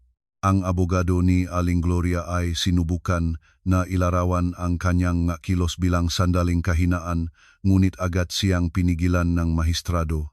Ang akusado ay iniakusa sa mga krimeng pinlano sa matagal na panahon. Mahigpit na sinabing mahistrado, hindi ito maaring ipaliwanag bilang simpleng pagkakamali. Nang dumating ang aking pagkakataon na magbigay na pahayag, mahinahon kong ikinuwento ang lahat. Kung paano ko natuklasan ang pangako sa ari-arian, kung paano halos ginawang baw gamit ang gamot, kung paano sinalakay ang Tondo at ginanap ang pagwasak. Sa aking salaysay ay sinubukan kong hindi tumingin sa direksyon ni Daniel, ngunit nararamdaman ko ang kanyang mapanuring tingin. Ang pinakadramatikong sandali ay nang ang fiskal ay tinawag bilang saksi ang dating nobya ni Daniel na si Irene. Sa pakikinig sa pangalang ito, itinaas ni Aling Gloria ang kanyang ulo. Sa kanyang mamata ay kumislap ang takot. Malinaw na inilahad ni Irene kung paano siya binabanta at pinersigahin ni Aling Gloria na sa kalaunan ay pinilit siyang tapusin ang relasyon kay Daniel. Noon ay labis akong natakot na nagdesisyon na lang akong umalis nang iya ang boses ni Irene. Ngunit nang makita ko kung gaano katalasan ang tinanggap ni Anong Serkana, nagdesisyon akong hindi na ako maaring manahimik pa. Ang pagdinig ay nagpatuloy ng buong araw. Bago ang pahinga, idineklara ng mahistrado na dahil sa walang makapipigil na patunay, si Aling Gloria Reyes ay mananatili sa detensyon hanggang sa pagpapahayag ng panghuling hatol. Nang lumabas ako sa bulwagan ng hukuman, Pinaligiran ako ng tambak ng mamamahayag, sinisilaw nga flash. Pinangalagaan ako ni Victor Villanueva, mabilis na dumadaan sa gitnang karamihan, ngunit isang pamilyar na boses ang nagpahinto sa akin. Nay, si Daniel ito, sa kanyang mamata ay nanginginig ang mga luha. Maari ba tayong mag-usap ng 5 minuto? May pag-iingat na tumingin sa kanya si Victor Villanueva, ngunit tumango ako. Lumayo kami sa isang maliit na parke sa tabi ng hukuman. Ang nga dahon sa taglagas ay umugay sa ilalim ng aming mga paa. Ang nanay malamang ay mapabilanggo. Agad niyang sinabi ng doktor na sa kanyang kalagayan ng isip, maari siyang mamatay doon. Mahinahon ko siyang tinitingnan. Alam mo ba na sa inumin na ibinibigay mo araw-araw ay narunang contraceptives? Natigilan siya, pagkatapos ay may pasakit na ipikit ang kanyang mamata. Hinala ko ito. Mamaya, hinala. Inulit ko ang salitang iyon, nararamdaman ang kakatawang kalagayan. Daniel Reyes, ang iyong nanay ay maaring mamatay sa bilangguan, ngunit alam mo ba, halos pinatay niya ako hindi lamang pisikal, kundi moral din. Wala siyang masabi, hawak lang ang ulo at lumuhod sa bangko. Alam ko, wala akong karapatang humingi ng kahit ano sa iyo. Gusto ko lang, alamin mo, na ang aking damdamin para sa iyo ay hindi ganap na huwad. Itinaas niya ang ulo. Sa simula, Toto, lumenad ako sa iyo dahil sa pera. Ngunit kalaunan ay tunay na akong nagmahal sa iyo. Umiling ako. Sa puso ko ay kalmado tulad ng mulang lawa. Ang pag-ibig ay hindi nagpapalubos ang pagdudulot ang sakit. Daniel, palagi kang nagmahal sa iyong sarili. Nang humampas sa aking mukha ang iyong ina, yumuko ka at kumain. Nang nilalason niya ako, nagpanggap kang walang alam. Nang ginawa niyang peke ang aking pirma at ipinangako ang aking ari-arian, tumulong ka. Daniel, ang katahimikan ay pagiging kasabwat. Hindi na siya sumagot. Naging abo ang kanyang mukha. Nang lumingon ako, hindi na niya sinubukang pigilan ako. Ang hangin ng taglagas ay nagdala nga, aking huling luha na natuyo para sa kanya. Pagkaraan ng 2 linggo, ang hukuman ay nagpahayag ng hatol. Ang aling Gloria Reyes ay napatunayang nakasala sa pamemekeng dokumento, panloloko sa bangko, at pag-organisa ng pagwasak at nahatulan ng 6 na taon ng pagkabilanggo. Si Daniel bilang kasabwat ay nakatanggap ng 3 taon na probation na may 4 na taong probationary period. Ang Reyes Holdings dahil sa pinansyal na mga problema ay pinilit na isara. Ang illegal na pinangakong real estate ko ay inalis ang lahat ng limitasyon. Ganap itong nabalik sa aking pagmamay-ari at natanggap ko ang kabayaran para sa moral na pinsala na 10 milyong piso. Sa araw ng hatol, nagbadala si Daniel ng huling mensahe. Alis na ako sa lungsod, patawarin mo ako at salamat sa iyong huling awa. Napagtanto ko na tinutukoy niya ang nagbigay ako sa hukuman ng katangian kung saan hiniling ko na isaalang-alang ang edad at kalusugan ni Aling Gloria. Ang orihinal na hatol ay maaring mas mabigat pa.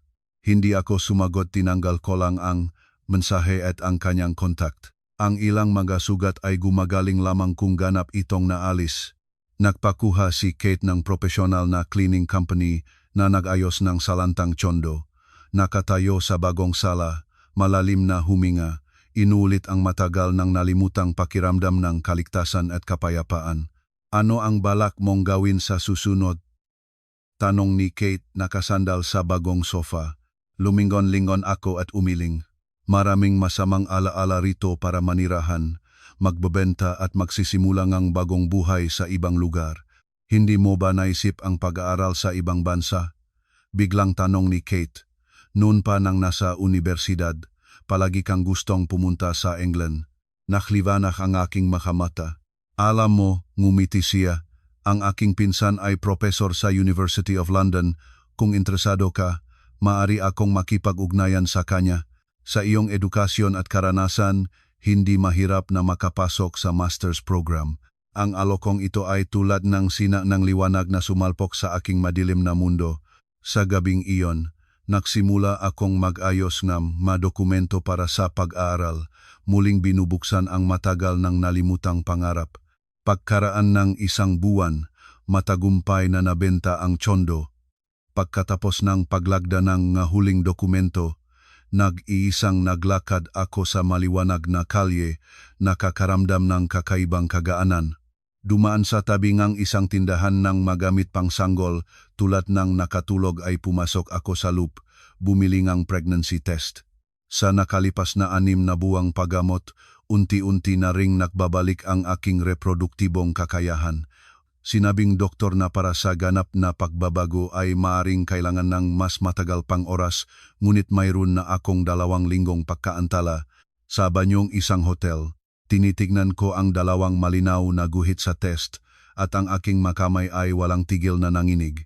Pagbubuntis sa ganitong oras, ang huling pagsasamang may Daniel ay kung tama ang aking pag-alala sa isang gabing ulan. Nang bumalik siyang lasing, pinilit niya ako. Pagkatapos ay natulog. Kaunting oras matapos ang gabing iyon, natuklasan ko ang kanilang pakana. Lumukmok ako sa saik, walang laman ang isip. Anong malupit na birong ang tadhana. Sa wakas ay nakalaya ako sa kakilakilabot na kasal na iyon, at ngayon ay may tinitisod akong batang lalaking iyon sa aking sinapupunan. Ano? Makinig si Kate sa akin, matagal na nanahimik. At ano ang gagawin mo? Tinitignan ko ang gabi sa labas ng bintana at hindi sinasadya ay inilagay ang kamay sa aking patak na tiyan. Hindi ko alam. Ang koridor ng ospital ay kakaibang tahimik. Nakaupo ako sa upuan sa tabing silid na ultrasound, mahigpit na hawak ang referral. Ang huling linggo ay ang pinakamagulo sa aking buhay. Mula sa pagkabigla at pagtanggi hanggang sa unti-unting pagtanggap sa hindi inaasahang maliit na buhay. Volkovan na serkana, dumukit ang nasa may-aring silid. Sa silid ng ultrasound, malamig na gel ang inilagay sa aking tiyan, at ang transducer ay nagsimulang dahan-dahang gumala. Sa screen ay lumabas ang malabo na itim at putim na larawan. Itinurong doktor ang maliit na tuldok. Tingnan ninyo ito, ang gestational sac. 6 na linggo na ngayon ang edad. Tinitingnan ko ang maliit na puting tuldok na ito. Sa dibdib ay bumangon ang hindi masalitang damdamin. Ito ay ang aking anak. Ang buhay na dating sinubukang pigilan na lumitaw sa pamamagitan ng gamot ay ngayon ay matiyagang nagkaroon ng ugat sa aking katawan. Isinasaalang-alang na matagal kayong tumanggap ng contraceptives. Kakailanganin namin ng mas detalyadong pagsusuri, inaayos ng doktor ang kanyang salamin. Ngunit sa kasalukuyan, normal ang pagunlad ng fetus. Nang lumabas ako sa ospital, liwanag na liwanag ang araw. Nakatayo ako sa kalye at biglang napagtanto na hindi ko alam kung saan pupunta. Si Kate ay malamang may lakad. Hindi ko sinasadya ang pagpunta sa pagsusuri ngayon. Kailangan kong gawin ang desisyong ito ng mag-isa. Sa kafe, nagodaeng sa nawalang kape, inilabas ang notebook at nagsimulang ilista ang lahat ng posibleng opsyon. Isa, abortion, ganap na putulin ang huling ugnayan sa pamilya na Reyes at tulad na Pinlano, pumunta sa pag-aaral. 2 manganak at mag-alaga ng mag-isa, ngunit nangangahulugan ito ng habang buhay na ugnayan sa pamilya ng Reyes. 3 manganak at ibigay ang panggangalaga kay Daniel, ngunit alos imposible ito. Malalim na bakas ang iniwan ng ballpen sa papel. Ang isip ay nagsasabi na piliin ang unang landas. Ngunit sa tuwing naalala ko ang maliit na puting tuldok sa screen, ang puso ko ay nakakahawa ng hindi nakikitang kamay. Vibrated ang telepono. Sulat mula sa University of London. Tinanggap ako sa master's program ng Global Media Studies. Magsisimula ang klase sa Enero ng susunod na taon. Dapat sana ay ito ang pinakamainam na sandali nga aking buhay, ngunit ngayon ay lahat ay napakakumplikado. Nang bumalik sa tsondo, para bang nasa ulap, tinawagan ko si Nena. Siya ang tanging tao na nakipag-ugnayan pa ako mula sa nakaraan. Anong serkana, masayang boses ni Nena sa linya. Matagal na po, Nena. Sandali akong nag-alinlangan. Kumusta na ang pamilyang Reyes? Sa kabilang dakong linya ay narinig ang buntong hininga. Nabenta ang bahay sa Forbes Park dahil sa mga utang. Si Aling Gloria ay nasa bilangguan, nagsasabi silang hindi na maayos ang isip. Si Amo ay lumipat sa probinsya. Simpleng empleyado siya ngayon sa maliit na kumpanya. Si Binibining Susan ay nagpakasal sa isang negosyante mula sa Tsina at bihira na siyang bumabalik. At si Daniel, hindi siya nagsalita tungkol sa akin. Noong una ay ikaw at ikaw lang ang sinasabi niya, tapos si Nena, nagdadalawang isip. Anong serkana, bakit ninyo itinatanong? Wala, curiosity lang. Nagmadali akong ibaba ang tawag. Malalim na gabi na. Nakatayo ako sa balkona at tinitingnan ang mga ilaw ng lungsod. Patak pa rin ang tiyan ko, ngunit alam ko na naroon ang isang buhay na lumalaki, inosenteng maliit na buhay. Sa kanya ay humalo ang aking dugo at ang dugo ni Daniel. Kinabukasan, may panaginip ako. Sa panaginip, isang maliit na babae, ang mukha niya ay hindi ko nakita, ay humawak sa aking kamay at nagtanong, "Nanay, bakit hindi mo ako gusto?" Nagising ako ng may takot, basa ang luha ang unan. Sa araw na iyon mismo ay nakipakita ako kay Victor Villanueva. Pagbubuntis. Muntik na niyang itumba ang tasang kape mula kay Daniel Reyes. Ito ay talagang parang serye. Kailangan kong malaman ang tungkol sa mga legal na kahihinatnan. Mahinahon akong nagsabi. Kung magdesisyon akong manganak ng batang ito, anong mga karapatan ang magkakaroon si Daniel? Mabilis na bumalik sa profesional na mode si Victor Villanueva. Ayon sa batas, ang labas sa kasal na anak ay may katulad ng mga karapatan sa isang anak na ipinanganak sa lubong kasal. Si Daniel, bilang biyolohikal na ama, ay makakaroon ng obligasyon sa child support at karapatang makita ang bata. Ngunit kung makakapatunay kayo na siya o ang kanyang pamilya ay maaring makapinsala sa bata, maari kayong mag-file para sa limitasyon ng kanyang makarapatan. Halimbawa, ang katotohanan na nilason nila akong gamot upang maging bauk. Eksakto, tumango ang abogado. Kasama ang mamaterials ng kriminal na kaso, mataas ang inyong pagkakataon na makuha ang ganap na pamamahala. Nang lumabas ako sa opisina, mas magaan ang pakiramdam ng kaluluwa. Anumang desisyon ang gagawin ko, alam ko na ang lahat ng posibleng opsyon. Sa katapusan ng linggo ay bumalik si Kate mula sa biyahe at agad na pumunta sa akin. Pagkabukas ng pintuan, mahigpit niya akong niyakap. "Bakit hindi mo agad sinabi sa akin? Iniling lang mo sa iyong sarili ang ganyan." Napasan ako sa kanyang balikat at sa wakas ay napayak ng napayak. Hindi ko alam ang gagawin. Ang batang ito ay para kay Daniel, ngunit ito rin ay aking anak. Kinamumuhi ko siya, ngunit hindi ko kamumuhi ang batang ito. Mahinahon na hinagod ni Kate ang aking likod. "Hindi mo kailangang magdesisyon agad. Mayroon kang sapat na oras para mag-isip. Sa mga susunod na araw, sineseryoso ko ang pag-isip sa lahat ng posibilidad. Bumibisita sa mga daycare sa tabi ng mga internasyonal na paaralan, naghahanap ng impormasyon tungkol sa mga programa ng tulong para sa mga solo parent na mag-aral sa ibang bansa, at lihim pa na nagtatingin sa mga website ng mga produkto para sa sanggol. Ang maliit na buhay na dati ay labis akong takot ay unti-unting nagiging tunay na nilalang, isang regalo na maaring magbago ng direksyon ng aking buhay. Sa ika-10 linggo ng pagbubuntis, nagpa-detailed ultrasound sa isang pribadong klinika. Ang maliit na puting tuldok sa screen ay naging isang maliit na tao na may malinaw na ulo, katawan, kamay at paa. Nang palakihin ng doktor ang larawan at ituro ang mabilis na tumitibik na puso, bumuhos ang luha sa aking mga mata.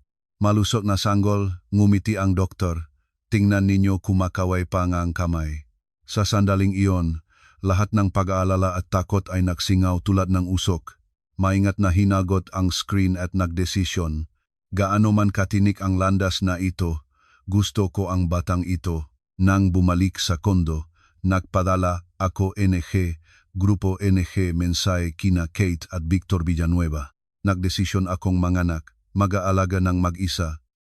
Ang pagpasok sa University of London ay ipagpaliban ko hanggang Setyembreng susunod na taon. Muna ay manganganak dito sa Pilipinas. Pagkatapos ay punta tayo. Agad na sumagot si Kate.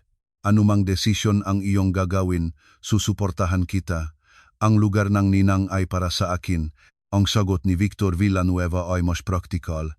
Naintindihan ko. Maghahanda angkop ng mga legal na dokumento upang hindi makagambala si Daniel sa iyong buhay. Nagdesisyon akong hindi sasabihin kay Daniel ang tungkol sa pagbubuntis. Kung malaman niya kalaunan at humingi ng pagkakataon na makita ang bata, saka na iyon desiduhin. Ngayon ay gusto ko lang mag-focus sa aking kalusugan at kalusugan ng sanggol. Mabilis na lumipas ang pagbubuntis. Ang aking katawan ay nagdanas ng kakaibang pagbabago. Pagkatapos lumipas ang morning sickness, naging kamangga-mangha ang gana sa pagkain at ang balat ay nagaroon ng malusog na kislap. Ang pinakakamangha-mangha ay ang sandali nang naramdaman ko ang unang paggalaw tulad ng isang maliit na mariposa ay dahan-dahang kumawi ng pakpak sa loob ng aking tiyan. Nagpapaalala na may bagong buhay na matibay na lumalaki.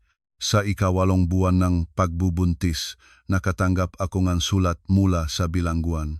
Nabalot ito ng may pagdududa, ngunit binuksan ko ito. Isinulat ni Aling Gloria Reyes. Ang sulat kamay ay hindi pantay, na kaibahan ng dati niyang mayabang na pagkakasulat. Anechka, alam ko na wala kang dahilan para patawarin ako, ngunit kailangan kong humingi ng tawad. Ang oras sa bilangguan ay nakpaisip sa akin ng marami. Ang aking kasakiman at pagnanais ng kontrol ay sinasaktan ang kaligayahan ng aking anak at pinahirap ang isang inosenteng tao. Narinig ko na buntis ka mula kay Dani. Labis na nakakahiya ang sa akin na minsan nagawa ko sa iyo. Hindi ako hihiling ng pahintulot na makita ang bata. Nagdarasal lang ako na maging malusog at masaya kayong dalawa. Ipinakita ko ang sulat kay Kate. Luha ng buwaya. Huwag mo siyang paniwalaan. Ngunit naramdaman ko sa malinyang iyon ang tunay na pagsisi. Marahil sa pagkawalang lahat at pagiging nasa pinakailalim, ang tigas ulong mataandang babay ay nakakaya na muling suriin ang kanyang buhay. Hindi ako sumagot, ngunit inilagay ang sulat sa kahon ng gagamit para sa bata upang banta. Nang lumaki siya, maaring magdesisyon siya mismo kung anong tao ang kanyang lola. 2 linggo bago ang inaasahang petsa ng panganganak, isang mensahe ang dumating mula kay Daniel. Inilipat na ako sa sangay sa Maynila, malapit na ako sa inyo. Inihanda ko na ang unang child support. Maari tayong makita sa anumang oras, naway maging madali ang panganganak. Hindi ako sumagot, ngunit mahinahon na tinanggap ang impormasyong ito. Anuman ang nakaraan, nagpapakita man lamang ngayon siyang responsibilidad ng ama. Sa araw ngang inaasahang panganganak, pukaw ako ngang matinding sakit sa madaling araw, natiyak ng nga tubig. Mabilis at malakas ang mga contractions. Madaling inimpa ni Kate ang bag para sa lying-in at 2 beses na lumabag sa trapiko sa daan. Sa silid ng panganganak, dumadating ang sakit bilang maalon. Mahigpit kong hinawakan ang hawakan ng kama, sinisikap kontrolin ang pahinga, ngunit sa pinakamalakas na contractions ay hindi ko maiwasang sumiga. Nakita na ang ulo, nagpapalakas ang loob ng doktor. Isa pang pagsisikap. Nginunguya ko ang aking mangipin at buong lakas na nakpuwersa. Pagkatapos ng nakakagibang sakit, ang silit ng panganganak ay napuno ng malakas na iyak. Maluzog na babae. Itinaas ng nurse ang umiyak na sanggol sa harap ko. Nang makita ang kanyang pulang mukha, ang lahat ng sakit ay naging hindi masasalitang kagalakan. Nanginig ang aking makamay habang tinanggap ang mainit na maliit na buhay. Luha ang naglabong ang aking paningin. Ito ay ang aking anak, ang maliit na tao na sa lahat ng lakas ay ipinaglaban ko. Ang buong kahulugan ng aking hinaharap na buhay. Anong pangalan? Ngumiti ang nurse. Maingat kong hinagot ang malambot na pisngi nga anak. Sofia. Sofia Bautista. Si Kate sa tabi ay inulit na umiyak at tumatawa. Maligayang pagdating sa mundong ito, Sonia, ang pinakamatapang na nanay ang mayroon ka sa mundo. Pagkaraan ngang 2 araw matapos ang panganganak, Kinunan kong litrato ang natutulok na Sofia at nag-alinlangan, ipinadala ang larawan kay Daniel. Sofia Bautista, babay, 3 kilot kalahati. Malusog, pwede kang pumunta pagkatapos ang 100 araw. Ang kanyang sagot ay dumating ng halos sabay-sabay. Salamat, napakaganda. Nia, kamusta ka? Pipunta talaga ako. Nagagalak na. Ibinaba ko ang telepono at tinitingnan ang maliwanag na araw sa labas ng bintana. Ang relasyong nagsimula sa pandaraya at sakit ay sa wakas ay nagtatapos sa malinis na maliit na buhay na ito. Mahaba pa ang landas sa harapan. Ngunit ngayon, habang hawak ko sa mga bisig ang natutulok na anak, naramdaman ko ang hindi kapanipaniwalang kapayapaan at katahimikan. 5 taon na ang lumipas. Paliparan ng Heathrow. Nanay, tingnan mo, napakaking eroplano. Hinila ni Sonia ang aking kamay, itinuturo ang labas ng bintana at masayang tumalon-talon. Sa magandang asul na damit at 2 sintas na buhok, katulad siyang isang maliit na elf mula sa mga kwentong bayan. Oh anak, iyan ang ating eroplano.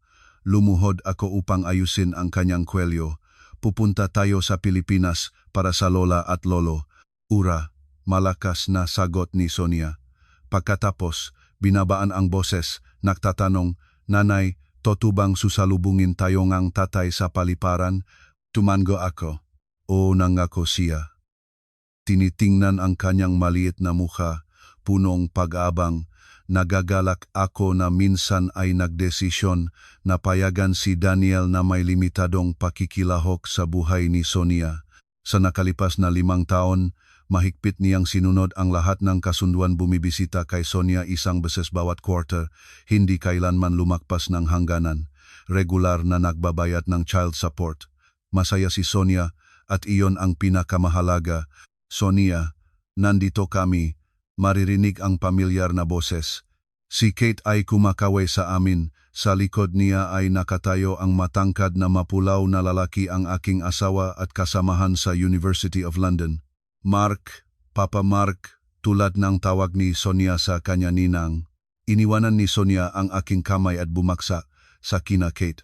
Ah, ikaw ang aking prinsesa. Tinangkilik ni Kate si Sonia at pinaikot. Paano kita namis? Kinuha ni Mark ang aking bagahe at halikan sa ano. Anda ka na ba, Dr. Bautista? Ngumiti ako at umiling ng ulo. Kami ay kasal na ng 2 taon. Ngunit ang British na formalidad at sense of humor ni Mark ay nahilig pa rin sa pagtawag sa akin ng doktor, kahit na siya mismo ay propesor. Malinaw na lumipas ang pagrehistro. Si Sonia ay unang beses na lumilipat ng ganito kalayo at lahat ay bagong-bago sa kanya. Nang ang eroplano ay kumilos mula sa runway, mahigpit na hinawakan ni Sonia ang daliri ng parehong kamay ko at ni Mark. Takot siya at sabik sa parehong oras. Nag-aalala ka ba? Mahinahon na tanong ni Mark.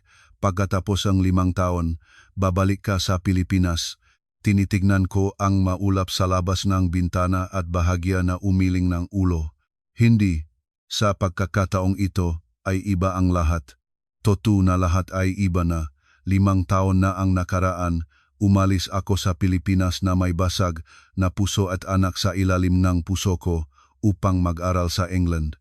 Ngayon ay bumabalik ako na may pamagat ng kilalang mananaliksik ng media sa buong mundo, masayang pamilya at malusog at masayang anak. Ang manakaraang sugat ay matagal nang nagilom, nag-iwan lamang ng mahahalagang aral at lakas. Nang ang eroplano ay lumanding sa paliparan ng Ninoy Aquino, si Sonia ay mahimbing nang natutulog sa aking mabisig. Pagkatapos dumaan sa customs na may bagahe, agad ko siyang nakita sa arrivals hall, si Daniel. Nasusuot siyang simpleng puting kamiso at jeans. Lalo pa siyang payat, ngunit masigla ang hitsura. Nay, mahinahon siyang nagbati. Ang kanyang tingin ay agad lumipat kay Sonia. Paano siya lumaki? Tatay, biglang nagising si Sonia, pinunas ang kanyang mata, nakilala si Daniel at agad ay iniabot ang kanyang kamay upang hawakan siya. May nagagalak na kinuha ni Daniel ang anak sa kanyang mabisig. Sa kanyang mga mata ay kinislap ang mga luha. Sonia, naalala mo ba ang tatay? Naalala, Seryosong tumango si Sonia. Nung isang beses na nandito ka, binigyan mo akong pandadol. Habang tinitingnan ang mainit na eksena, si Mark ay magalang na nakatayo sa gilid at ngumingiti. Si Kate naman, tulad ng inaabangan na manok, ay mapanuring tinitingnan si Daniel. Daniel, itinuturo ko si Mark. Ito si Mark Williams, ang aking asawa. Nakakilalang kumamay ang dalawang lalaki. Ito naman si Daniel, biolohikal na ama ni Sonia. Kamangga-manggang mayos ang eksena. Kahit sa sirang Ingles ay nagsabi si Daniel, "Nice to meet you." Sa daan patungo sa paradahan, biglang sinabi ni Daniel, namatay ang nanay nung nakaraang taon. Tinawag mula sa prison hospital, sinabi na mahinahon siyang lumisan. Sandali akong natigilan. Naway mapahinga siya, pumunta ka ba sa libing?